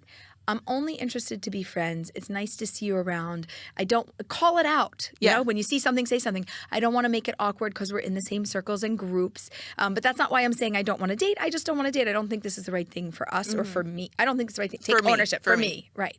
And thank you for your interest. But if anything ever changes, I'm going to let you know. I'm going to update you. And then say I would respectfully ask that we keep this just, friendly acquaintances in these circles. Now, if he can't hold to that, then I'd get clergy involved and be like, get him to back off. Yeah. Yeah, I think that's perfect. Yeah. Now, if the question was different and if she would have been like curious about like maybe there could be something here, but I don't want to make it awkward because of, being in the same community, I would say date him. Yep. That's what I would do. That's funny. Okay. One more question. Yes. Last one is just for you, not from it's from a whole lot of people. So you recently posted a reel on social media that went viral where you said that you would not match a woman who's 4'11" with a man who's 6'3".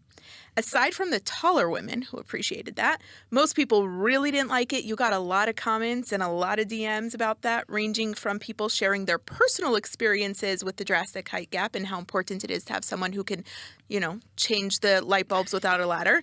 And people saying that it's a matchmaker's responsibility to suggest a match, not to decide on behalf of the couple whether a height gap matters or it doesn't matter. So the people want to know, were you serious? Were you joking? Where does this come from? Fill us in, because 163,000 people saw it and were like, what?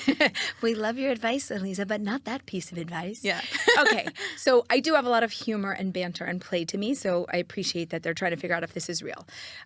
Yes, it's real, and Okay, here's the real part. The real part is I like visually. It's visually not. It's like It's like seeing two faces that don't match. It's like seeing two stories that don't match. It's like seeing two people that don't match. Now that's Aliza. Okay, I'm going to personalize versus generalize.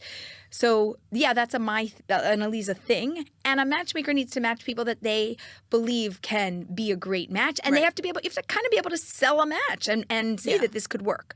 So I would say I'm not the right matchmaker to make that type of match. But what I did not say this is a match that shouldn't be made. Correct. I just said that this isn't a match that I would make because it doesn't make sense in my brain. It doesn't jive.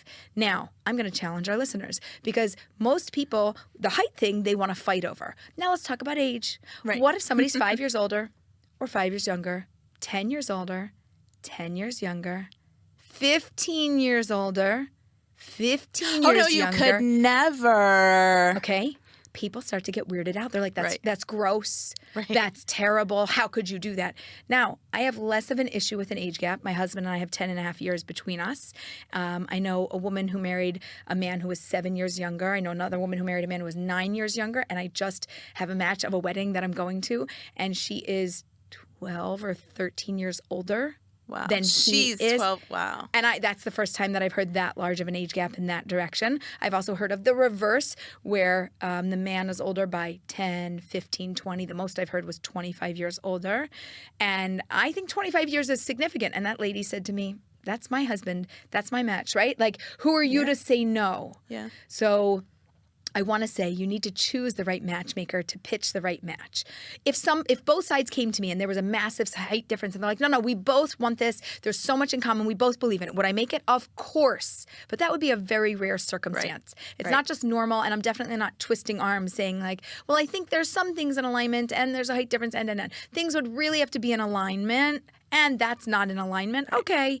But I hear you for all the people that are upset at me, and for the women who are 6 feet or 5'11", or 5'10", or 5'9", or 5'8", and especially in the Jewish world, we tend to be a little bit shorter. And so my theory is like save the really, really tall ones for the women that need it. And if you find your love match or your, partner or the relationship that you need to be in, and they happen to be a height difference, like okay. So I think that a match can be made, but it wouldn't be my go-to match. That makes sense. Okay, if you have questions, you need to write into us and tell us what your questions are. You can find me on Instagram at Aliza Ben Shalom. You can go to my website, alizabenshalom.com, or you can message us at coach@marriagemindedmentor.com. To our listeners, thank you for joining us today on the Jewish Matchmaker podcast. I'm Aliza Ben Shalom, your host. And until next time, remember, matches make families, families make communities, and communities change the world.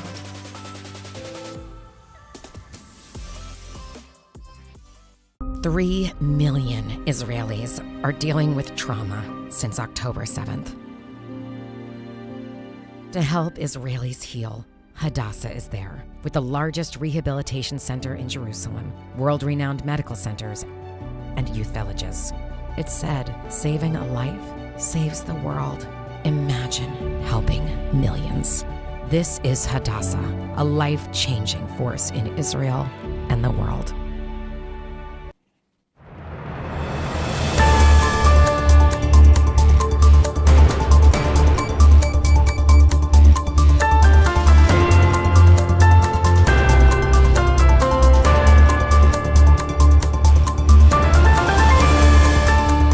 Welcome back to ILTV on the Hour. I'm Alec Pollard, coming to you live from Israel with the biggest stories in the region.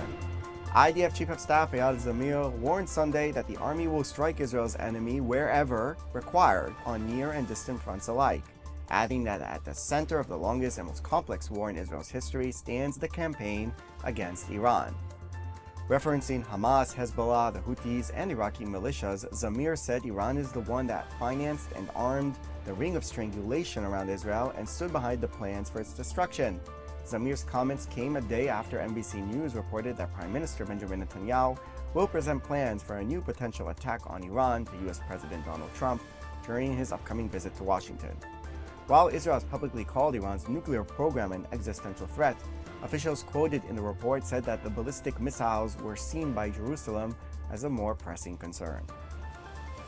Australian police reveals new details about the deadly terror attack at a Hanukkah event in Sydney, saying the suspects carried out firearms training and preparation in the weeks leading up to the assault and attempted to ignite bombs in the crowd.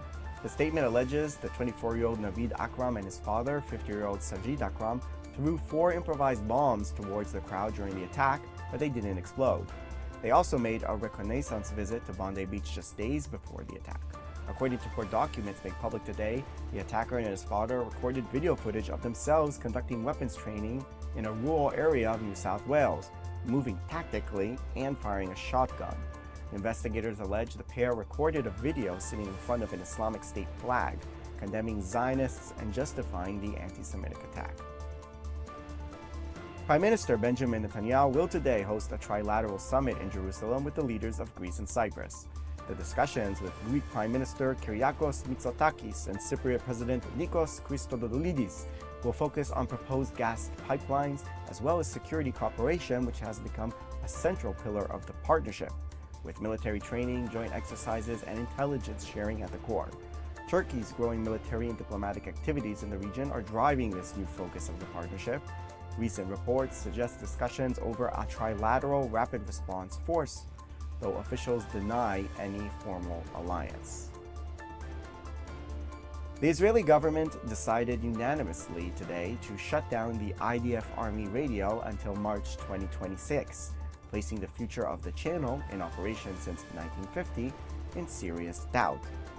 The defense minister argued that the station is an anomaly that does not exist in democratic countries, which gives a platform to opinions, many of which attack the IDF and IDF soldiers themselves. Defense Minister Katz said the station's involvement in politics harms the unity of the army and its messages are interpreted by the enemy. Prime Minister Benjamin Netanyahu supported the move, noting that the existence of a military station broadcasting under the authority of the army is a situation that may exist in North Korea, but is not suitable for Israel. Plans are being put in place to phase out the channel and reassign soldiers who serve there. Critics against the move claim its real purpose is to shut down criticism of the Israeli government. And speaking of the Israeli government, it is advancing a new commission of inquiry into the October 7, 2023 Hamas massacre, with Prime Minister Benjamin Netanyahu slated to head the panel determining its mandate. This comes after 2 years of debate over whether an independent state commission should lead the investigation as prescribed by law. Government supporters say the panel will allow quick action and focus on facts, while opponents warn it could undermine independence. Bereaved families, organized through the October Council, criticize the government plan as a smokescreen designed to absolve leaders of responsibility. They demand a state commission of inquiry to ensure a full and unbiased investigation. Opposition leaders have also denounced the panel, warning that having the Prime Minister determine its parameters could affect public trust. Protests by families and supporters are planned this week across the country as the debate over how to investigate Israel's most deadly failure continues. And that's all for this edition of ILTV On the Hour. You can scan the QR code on your screen to get more information from our ILTV app. See you next time.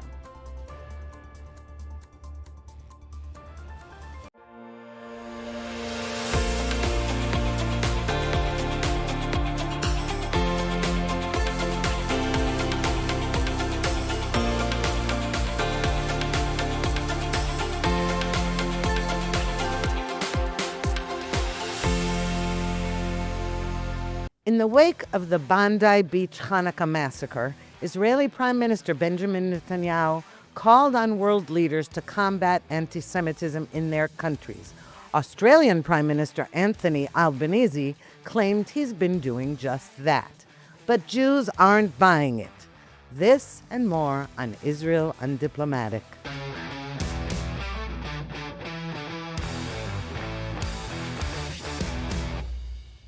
Hanukkah is a time of light, hope, and miracles, big and small. This year, you have a chance to bring a little miracle into your own life. We're excited to share the Dream Raffle, where you can win a fully furnished luxury apartment in Israel. Yes, an actual home of your own. Find the link in the description below and use the special code GELT, that's GELT, capital letters, to get 8% off the entire order. And if you purchase your tickets by December 22nd, you'll also be entered into our bonus raffle for a $15,000 cash prize. Buy your tickets today. Shalom and welcome to another episode of Israel Undiplomatic. I'm Mark Regev, and as per usual, I'm here with my co-host, Ruthie Bloom. Hello. I'm sorry it's under these circumstances today, Mark. Everybody knows that your background is as an Australian. I mean, you moved to Israel decades ago, and you also served as ambassador to the UK.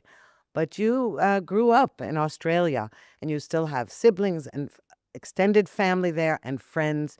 And given the horrors this week at Bondi Beach, I was wondering if does it seem to you that this was predictable? I'm not sure predictable, but it doesn't come as a total surprise. And the strange thing that me and many other Australians who live in Israel discovered this week is we're used to getting phone calls or WhatsApp messages from down under, from Australia, and they, after missiles have fallen from Iran or after there's a terrible terrorist attack or whatever, and expressing concern. And this time the foot was on the other shoe or the shoe was on the other foot. That we were ringing them and asking them how they were. And, checking, do any of our loved specific family was hit, or do we know the people who were killed, and so forth and so on. Very difficult time for Australian Jews. And I think our audience needs to know the following thing about Australian Jews. I mean, of course, Australian Jews can, count their history back to the very beginning of Australia, but the overwhelming majority of Australian Jews today are the descendants of what they call the post-war immigration wave, which is basically Holocaust survivors, like my father, who at the end of the Second World War wanted to get out of Europe, because for them Europe was one big graveyard. Europe was the place where their families had been murdered, where their communities had been decimated, where there was no home to go back to. And Australia was the furthest place away conceivable from Europe. It was a new country, and they thought, they could leave the horrors of Europe behind and move to a new country and start a new life. I remember I went to the Jewish school in Australia, the Jewish Day School in Melbourne, and many of my friends had a parent, sometimes two parents, with number tattoos from the concentration camps. And it wasn't something abnormal. It was part of the reality we grew up in. And this whole idea that Australia was something different, it was a free country, a tolerant country, a country where people could contribute and succeed. And this Australia that we saw at Bondi Beach is something very different. Not the Australia that I remember that I grew up in. Of course, there was always, anti-Semitism, anti-Semitic snobbery here or there, or some sort of prejudice, but it didn't affect you. This is big. This is a change. And when I speak to people in Australia or when I hear them being interviewed, they say, we're shocked, but we're not surprised. And it's been very difficult for Australian Jews. On one hand, you've got neo-Nazis. Maybe they've always been there, but they've come out of the woodwork more recently and are more prolific. They're more out there. They're more vocal. And you've also got radical leftists who are Palestine from the river to the sea. And then you've got a situation where you've got now, with a larger Muslim community, you've got Islamic anti-Semitism, Islamist, I should say, anti-Semitism, as we saw the perpetrators of the murders were. And it's a difficult time for Australian Jews. I'd add one more thing. When I was the ambassador to Britain, and there were threats on the Jewish community in the United Kingdom, the British government was, very strong in supporting the security and safety of British Jews, and British Jews would always express their praise for what the British government was doing to support the community and to make sure it was well protected from possible threats. My impression is that's not the situation in Australia with Australian Jews, that they were dismissed by many in authority as, like, there's an Australian word, I don't think it's an American word, they whinging, complaining, that they were, saying things and, they were crybabies, so to speak, saying this sort of thing can happen. Well, guess what, Ruthie? It happened. First of all, I'd like to say that the UK that is no longer safe for Jews either. The Jews I know in the UK say it's a disaster from that point of view. And let me say that you're right. Australia, those Holocaust survivors were right. Australia was a new frontier. It was a welcoming place, just like the United States. And as you said, the United States also had anti-Semitism, but basically Jews could flourish and did, and got into the highest positions, etc., and practiced any strain of Judaism in public, in private, whatever. There was no problem. And I take issue with you pointing to neo-Nazis, okay? Because that is exactly what Prime Minister Albanese was trying to do in the wake of this massacre. There's anti-Semites on both sides. There's the far right and there's the far left. No, this issue right now is an issue of jihad, global jihad. We've seen, and in Australia, one of the ways that we could see it really in living color, so to speak, is that on October 8th, the day after the October 7th massacre that Hamas committed against innocent Israelis, the day after, before the IDF even entered Gaza to retaliate or to rescue the hostages, Australians marched in thousands screaming, "Gas the Jews." Not Israelis, gas the Jews. And then, since then, we have seen synagogues defaced, car bombs, I don't know, all over Australia, mainly Melbourne and Sydney, where I assume that's where most of the Jews live in Australia. And all that time, Albanese